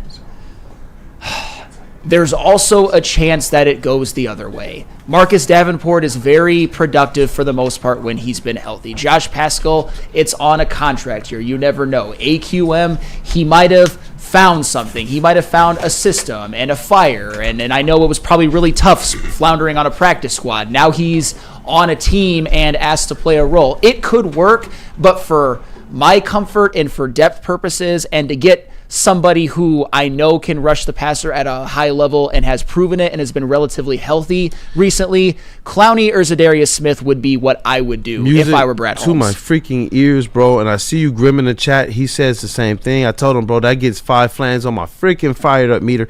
He's a little crashed out too, though. He's in all caps. Go all in, Brad. And then another one, or else. I don't know what the or else is if you want to clarify for us, Grim. But let me know as well, chat family, where's your confidence level? Because I like what I'm hearing. Obviously, Aidan Hutchinson being back is going to be huge, but they're going to have to carry this thing until Aleem McNeil gets back and they develop that chemistry amongst that defensive line. Now, last year, I thought that the defensive line and the defense ultimately started off, better than the offense. And so I hope that bodes even more this year. But ultimately, chat family, I want to know what you guys' confidence is with this defensive line and if you believe it's at least adequate to compete this year to get the goal done. I mean, as is, it's adequate. Like I said, I want somebody else who can rush the passer at a high level, and I just want more depth. You can never be too sure with injuries on defense. We know all about it, unfortunately, the Detroit Lions. The interior, I don't know, the interior once Aleem gets back has the potential to be really, really good. With Aleem still out, it might be a little tough. Do we expect Tyleik Williams to hit the ground running? There's going to be some growing pains. DJ Reader, do we expect him to stay healthy for all games? I mean, he's been relatively healthy recently, but, has had some injuries, and he's a very big dude. Roy Lopez, Levi O, is Levi O gonna stay healthy, or is something gonna linger with him? I think you can never have enough depth. And as far as the edge rushing position goes, I would like one more guy. Am I going to pound the table and say the Lions for sure aren't gonna win a Super Bowl if they don't? Not necessarily. But I also think it could come back to bite them. Not trying to throw anything out there, but that's not a crazy opinion for the record. I mean, even Aidan Hutchinson, I believe he will come back fully healthy and hitting the ground running, but it might take him a couple times getting hit, even for a warrior like Aidan Hutchinson. So some insurance, some more pass rushing ability, I would take that. Yeah, definitely. I'm seeing the people in the chat as well. They're kind of going off. And Skydog, he has this take. He says, Terrell, and I guess he was talking to our guy Terrell in the chat. He says, Branch and Kirby gave up one big play after another when we needed them most. Inexcusable. And I believe this. How much better does that secondary get? I have a lot of faith in it. I believe that secondary played above the level of expectation, and you talk about losing your whole defensive line. That secondary carried this Lions defense for a large part of last season. We sat here, we continue to just be like, yo, can they seriously be a team that relies on turnovers and takeaways, especially in the red zone? And what did we see? Voila, they were. Led by one Mr. Kirby Joseph, who was probably at the top of that list with red zone takeaways for the Lions, and I believe in the NFL. And that to me is where I'm hoping that they have at least enough to where this defensive line can help boost this growing and this developing secondary, who your safeties are stepping into stardom right now, but they do need more. When we all talk about how good they are, I wondered, can they be so good that they elevate above what we are missing on a defensive line? I think the question is this: when you're talking about getting to the Super Bowl level, you need it all. But Branch, and you can't fault Branch and Curbs if they're not able to overcome the Lions not being able to get adequate pressure on Jaden Daniels or any Super Bowl tier or playoff tier quarterback. You got to have the balance there, and that to me is something that before I saw the playoffs and before I saw how the Eagles did things, I was of the line of, all right, in this one respect, I will continue to just completely trust in Brad, but in this one in particular, I agree with you. I do believe you need to make sure that is shored up, and I think that you get even more out of your secondary. And I saw some people in the chat, they're questioning this linebacker core too. Well, I think that's another story for another day, because I'm sure Jack Campbell will speak to the media, or Anzalone, hopefully he gets back into OTAs. But one thing that I want to extend an olive branch to Mr. WeezyD313, because I actually think you're a really smart guy who thinks things through. I don't think you're just saying ish just to say it, but he's always been a lot more comfortable with Josh Paschal and Marcus Davenport and AQM, has never really been that big on Zadarius Smith. And that's his opinion. I disagree highly, but I'm not going to judge, or this isn't a time to argue. I will extend this olive branch. If you are willing to move forward and are happy to move forward with, not the most as proven of bookends as a lot of us would like, I would also appreciate it if you weren't one of those who got pissed at Hutch if he goes a game or two without a sack. And there is some struggle on the defensive line. That's all I ask. That's all I ask. And I think that you're going to agree with me on that, but I just want to see you put it in the chat if you're still in there, and then we can kumbaya, because I can't say for sure right now that the Lions, I think a lot of people think it's a foregone conclusion that Zadarius Smith is going to be here. I do not. There's some people who really got that feeling. I've seen it in the chat. I've seen it on socials. And it's just a side note before I read Easy's super chat, or Easy's chat here. I think next week would be a good week. We're gonna have to break down these linebackers. There are people, I'm seeing it right now, and be able to go through that room, because y'all know how I feel about the linebackers. But even I got some questions. I wanted them to make different level of investment there, but I understood when you look at what they're trying to do and how this thing is constructed, why they did go the way they went. But speak easy, he puts Clowney. Yeah. But the thing though is, can I say for certainty that the Lions are going to bring back Zadarius Smith? No. Can I say for certainty that I think the Lions are going to bring in Clowney? No. So the point with that is that I want you, Weezy, to be right, but I also don't want this to be like if Aidan Hutchinson has some stroke, if he plays poorly, you can criticize him all you want, but if he gets a bunch of pressures and hits but doesn't always get home, and the defensive end play on the other end is not super effective, I just don't want you to say ish, because you are comfortable with how it is now, and I hope to God you're right, because they are knowns right now. We know that they're going to be here barring injury. I hope that you're right. Just go easy on my boy Hutch. Hey, I see what you're doing there too, and Terrell Lamar is also saying too that he wants to break down on Jared Goff. We're definitely going to start going through the season expectations, player breakdowns, the breakdowns of the different skill groups and units and all that. I can't wait for that. I know that was something that we actually started Wake Up Woodward with, and it was pretty good, man. But I don't know. I am confident in this team, but I am of the mindset that they need a little bit more. And chat family, you let me know. Let me know. Let us know. And do they need a little bit more? I want to give Weezy this. He says, bro, Hutch is fine. IDGAF if he starts slow and turns it on the last 3 weeks. I'm all postseason. That's a fair take. And we can kumbaya on that. And like I said, because I don't know if the Lions are going to do anything or not to augment the pass rush even more, I hope you're right, because you're thinking more in what you know that they already have. And that's a perfectly reasonable way to think. So I hope you're right. I hope that you can victory lap on all of us and that the Lions win the Super Bowl. Definitely. You know what? The chat is lit in here, man. I love it. And Cortez Whitlow says, linebackers are slow as hell with no playmakers. Man. Come on, man. We all right. I guess linebacker segment next week. Y'all really feel that badly about the linebackers? I have questions, but I'm looking forward to the growth that Jack Campbell can have. I'm looking forward to, what Enzo can be, especially once he gets healed up. But I thought that he had a good season. Now the depth behind them, I like what Malcolm Rodriguez, what Rodrigo showed. But next week that might have to be on something. I see him, man. Enzo is not slow. Campbell is not fast enough to do what Enzo does. That's going to be an interesting one next week. It'll be interesting. And just to get one more side of the Weezy D313 perspective before we talk a little Tigers. I saw it. Yeah. Bro, JG can do no wrong. I'm numb to his fake regular season MVP stats. Do it in the postseason. I mean, I think it's a little harsh to call them fake, but at the end of the day, he does have some making up to do, because he was not nearly he was terrible in that playoff game, and nobody's tried to run away from it. He was terrible, and it's not acceptable, and he's got to be better. Yeah, what's up?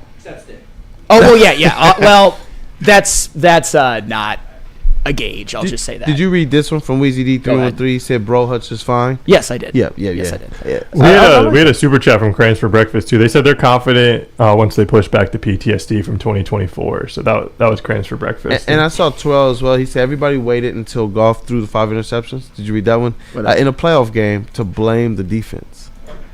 I mean, if you go back to that day, I gave the day after, when I wore my Jameson Williams jersey with pride, I said personally that the biggest piece of the pie as to why the Lions lost was Jared Goff. What up, though? Oh, I thought somebody just said something. We got another super chat from Dante. Is it the ghost of Stick? I thought it was Stick at first, and I was just like, well, maybe not. We had another super chat from Dante we can cover really fast. He said, I just realized today is the last day for Around the Horn on ESPN. What a sad day. RIP to that fun show that was on a long time. That was awesome. And it was so nice. Dante sent it twice, $5.99. So I'll read it again because they sent it. I just realized today is the last day for Around the Horn on ESPN. What a sad day. RIP to that fun show that was on for a long time.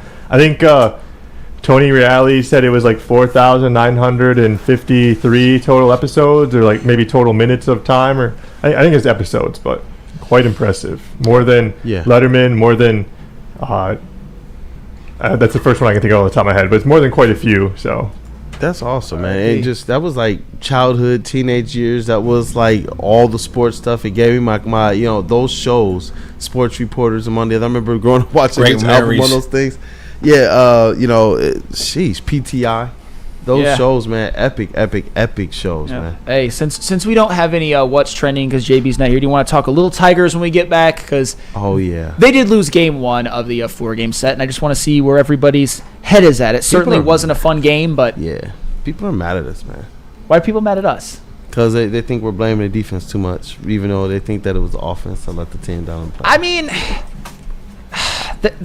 I felt like we've talked about Jared Goff being probably one of your biggest catalysts. Gave them 4 extra opportunities. Oh, yeah, no. I mean, Jared Goff was horrific in that game, and I've said it the day after. I'll continue to say it, and he owes the Lions a better performance next year, and I'm confident that he will because we saw it a couple of years ago. But when you have those allegations, the only way that you can get over them is to respond.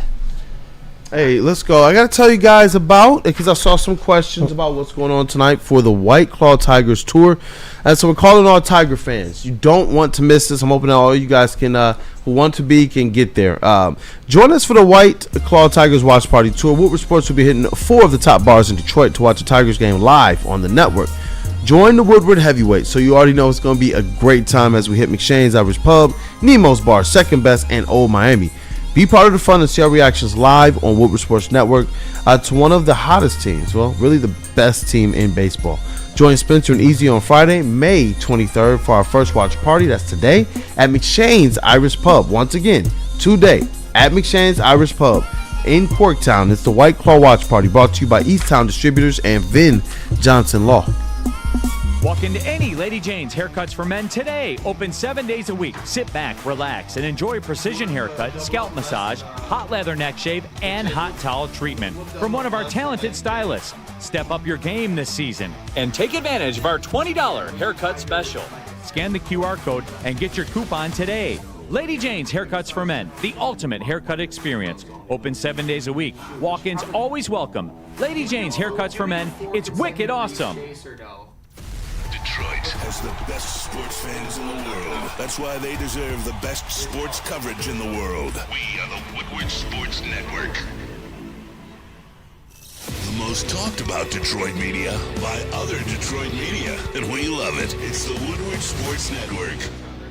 The boys of summer are here, and Woodward Sports is all over the Motor City with the White Claw Tigers Tour. Come party with Woodward Sports, watch the Tigers, and sip on some White Claw all summer long. The best bars, big giveaways, live events, and a party that only Woodward Sports can throw. Ain't no party like a Woodward Sports party. Join us Friday, May 23rd from 5 to 7 with the heavyweights at McShane's in Detroit for the White Claw Tigers Tour brought to you by White Claw, Easttown, and Van Johnson. You know how some things are so good they should be world famous, but they're not? Our house-made vinaigrette is one of those things. And the antipasto salad, we drizzle it over. Same with our hand-battered chicken tenders. Original recipe soups and pasta sauces. It's almost as if our original, world-famous Detroit-style pizza is mocking them. And that's not very nice.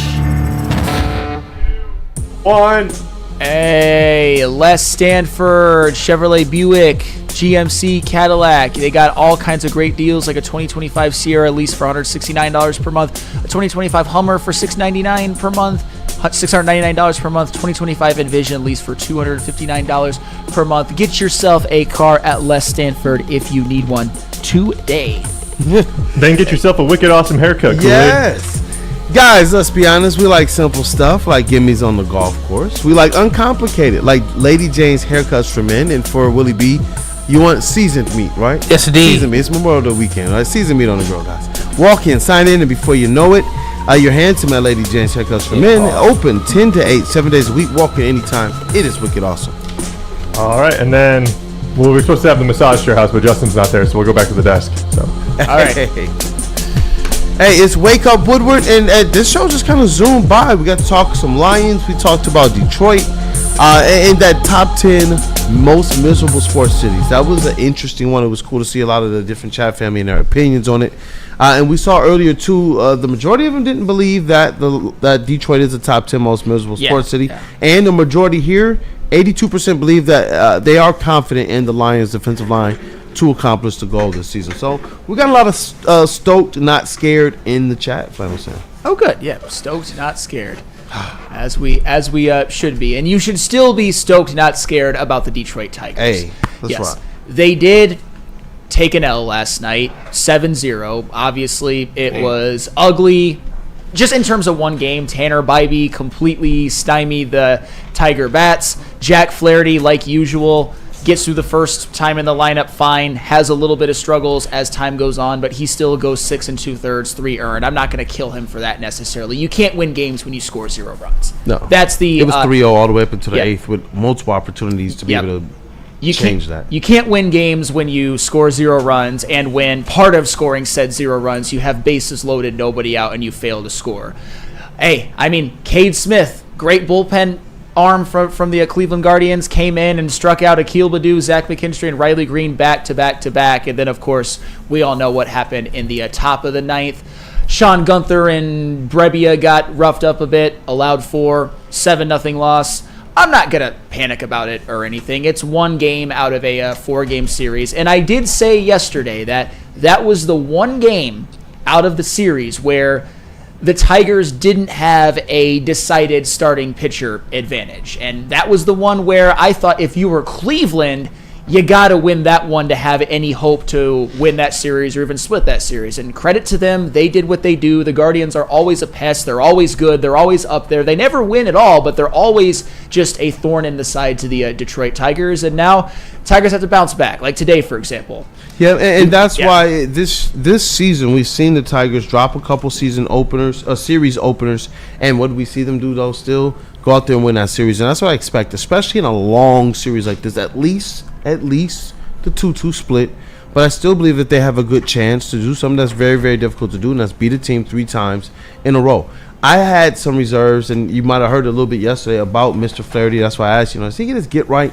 I know he had a good game the last time before it, and I liked what he did throughout the course of this game, and it was just 3-0 in the bottom, in the 8th, before the Guardians were able to go and tack on some more insurance runs, which ballooned the Sting to 7-0.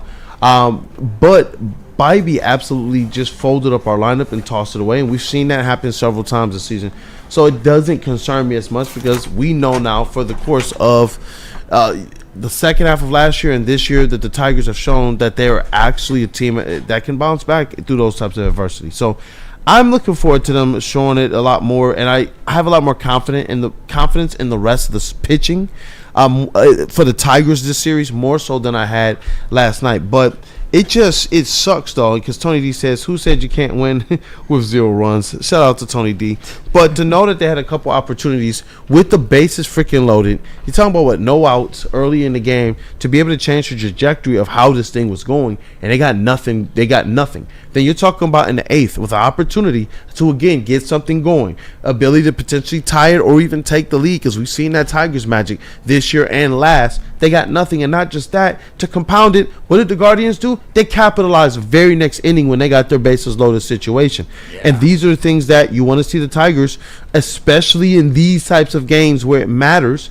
You want to see them be able to go out there and capitalize, because no matter what we could say about Flaherty, this team took a 3-0 deficit into that 8th inning. So the offense, in my opinion, they dropped the ball. This was a game where you were going to need a few more runs that we've seen them do. And usually you can count on 6.5 runs and 10 hits. That's one of the things that you guys have continued to hear me bang the drum on. But I'm still confident. I got this morning, I grabbed the Detroit hat. I was like, nah, I don't want the black and white Detroit hat. I want the one that is overtly Tigers. Because I'm still stoked, not scared for them. I still believe they have a great opportunity to have this series go the way that they want it to go. And I see it. Vincent E. Job on the mound tonight equals a dub. It's not just Job on the mound. It's the fact that Jackson Job is going up against, respectfully, a bum. Slade Sassoni is a bum. He is an absolute certified bum. Do you know how I know that? Because I don't say that lightly. He has 18 career starts with a 6.03 ERA. Now that I mention it, he'll probably have the first quality start in his life tonight against the Tigers. But the point is that is a major advantage for the Detroit Tigers tonight. They have a major advantage on Saturday when they've got Casey Mize and the Guardians have Luis Ortiz going. And we all know that when it comes to starting pitching in the National League, Sunday, or the American League, the Tigers are sending Skubal to the mound and the Guardians are sending Logan Allen. To me, those pitching matchups, that looks like 3 straight wins on paper. I'm not calling for that, like I said. If it's a split, I'm fine. But this is where you've got to take advantage. Don't let Slade Sassoni have his moment at Comerica Park in Game 2 of this series. That would be deflating. Like I said, I'm not going to panic too much, but if Slade Sassoni comes in here and dices up our offense, I'll be a little bit pissed. Not on the macro level, but in this MFer who sucks. Just make him continue to suck. Just knock him around a little bit. Yeah, and another thing, I just want to see them shore up because I thought that this was also critical in the game. In addition to what Tanner Bybee was doing, it was also what was happening behind him with the defense. To me, and just correct me if I'm wrong here, the Guardians' defense, it was on point, and the Tigers' defense, it just glaringly wasn't as sharp. The Guardians just looked solid. They looked crisp on defense the entire night, and they made plays. And you know how it goes when the pitcher is going. Sometimes it just feels like all your contact as a hitter is going right to the defender. And what were the Guardians doing? They were making the plays. What were the Tigers doing in those same situations? There were key moments when I can remember the Guardians tacking on those insurance runs where our defense wasn't as sharp as I saw theirs be. So I'm hoping those are things that in a quick turnaround they can get shored up, because I've seen them do this throughout the course of the season and give themselves as many opportunities to go out there and not just win, but get right good.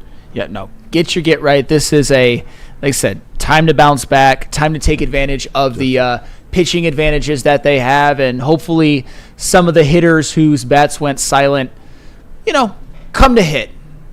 I'm happy that I didn't see people in the chat go too hard at Mr. Riley Green. I know he went 0 for 4. That happens.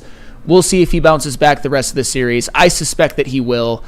Today, like I said, this is a great opportunity for this team to even the series at a 1-1. They still have not lost in a Jackson Job start this year, the Detroit Tigers. Hopefully that doesn't mean that they're due for a loss, but they have the advantage. Cleveland's starting pitching is just not good. I know Tanner Bybee was great last night, but the matchups highly favor the Tigers, at least on paper. Yep. What up, though, Justin?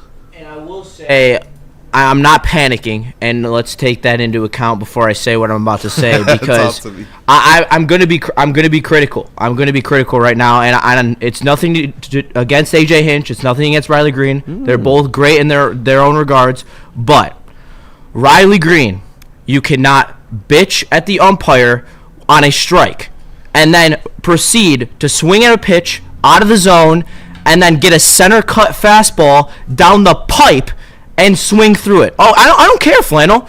Riley Green got out of his head and let the umpires dictate his at-bat. You cannot do that when you are a professional MLB hitter. So let's send him down to the minors then, right? I know I said it before, but at least dog, you can't say that. Hey, bro. I never said to send him down to the minors. No. I said he's great in his own regard, but as the best hitter on our team, you cannot do that. He can't go 0 for 4. He's the only one who can't go 0 for 4. I never said he can't go 0 for 4. I said he can't take bad at-bats like that. Who cares? It's one game. All right. It's one game. And that's why I started with the caveat. Ease up. It's one game.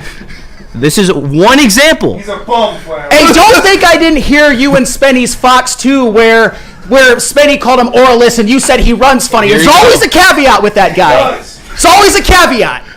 You know what? Maybe Riley Green should get traded to a team that actually appreciates him. Smitty just walked in. That's nothing. Damn. It's one game, Justin. The last 2 games, he was awesome. He scored 3 runs in the game previously and drove in 4 of the game before that. So Riley Green has to have 350 with a 1,200 OPS the whole season, or else you're going to, kill him for it. It's one loss. I want a good at bat, and I don't want him to be a mental midget and let the umpires. A mental midget? He's the best hitter on the team, dude.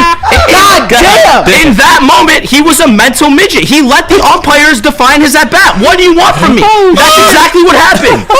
I love Trey Foss over there with this kind of proud, wide smile on his face right now. You know what? I'm gatekeeping Riley Green from you, Justin. I'm gatekeeping He's still my best. He's still my favorite player. You don't like him. I love him. No, you I love him. I literally love him. I have his jersey. I've had his jersey for 3 years now. I committed to him as a rookie that I knew he was going to be the best player on this team. Okay?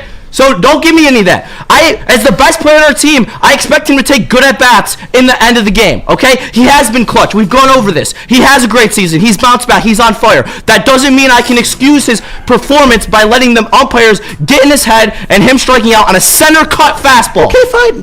Seriously. Fine. So you're killing him for it. I'm not killing him for it. Yes, you are. You literally are. That's why I caveated it in the beginning that he's having a great season, and this is one incident. It's one incident. Same thing with AJ Hinch. He shouldn't have put in Akil Baddoo. Akil Baddoo fucking sucks. I'm done with Akil Baddoo. He shouldn't even be on the roster. We were better off letting Ibanez go hit off a righty, because at least he has a 620 OPS, not a 200 OPS against right-handed pitching.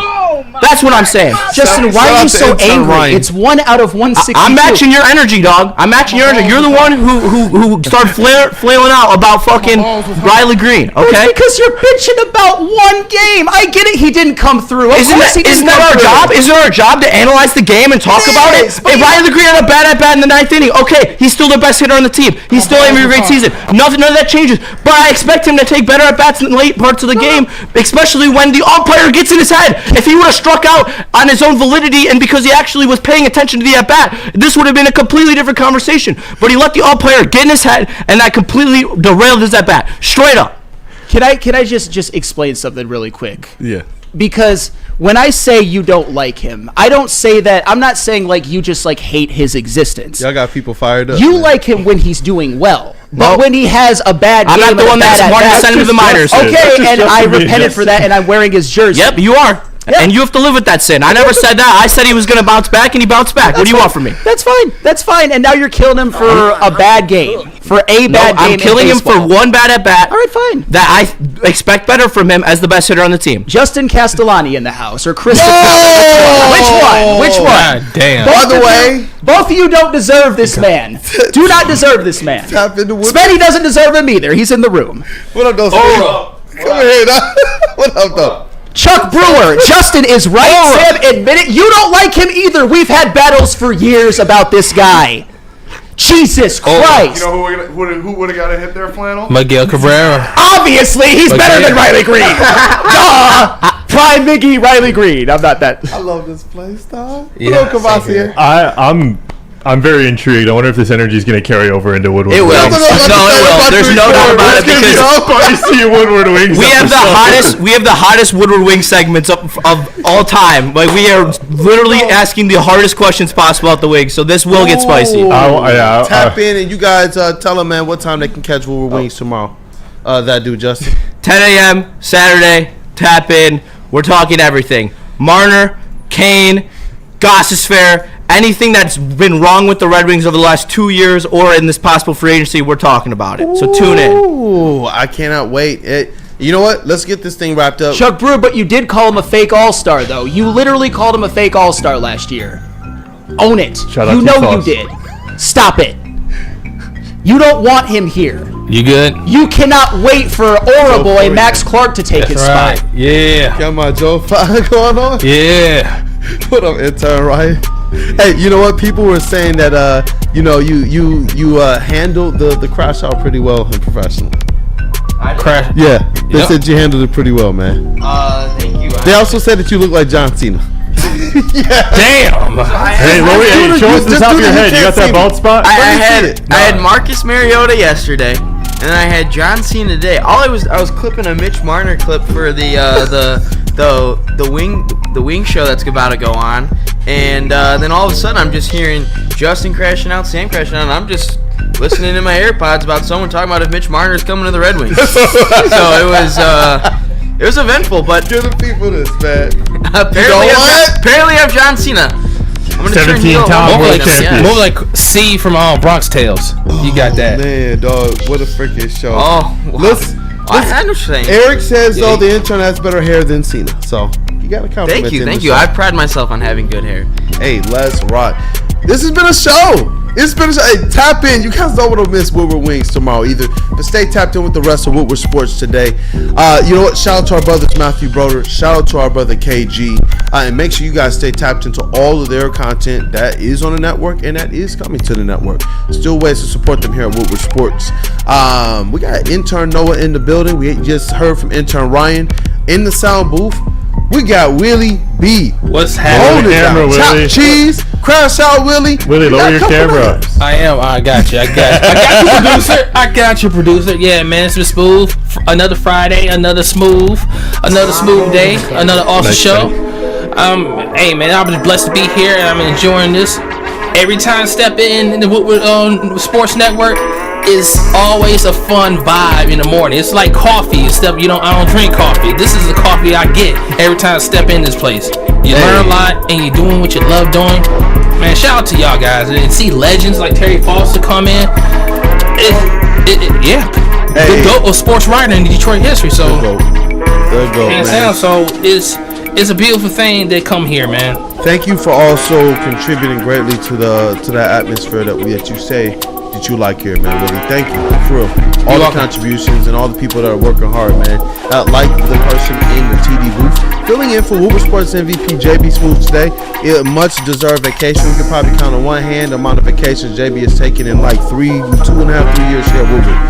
But we got another guy who wants to be one of those Iron Men. That is Kavasi and Chase holding down the TD booth, doing multiple things right now. What up? Yeah, I mean, hey, filling in for, we're keeping it loose in the sound booth, filling in for my guy, Mr. Fast. He's doing good. So you're doing good, Chase. We're rocking and rolling. It's been a fun week. I got the bookend of the week, Monday and Friday, filling in for JB. So, if he ever needs it, I'm here for him. And hopefully we have a fun weekend. We're off Monday, so hopefully you guys enjoy that extra day off of work. Have some fun with the family out on the water.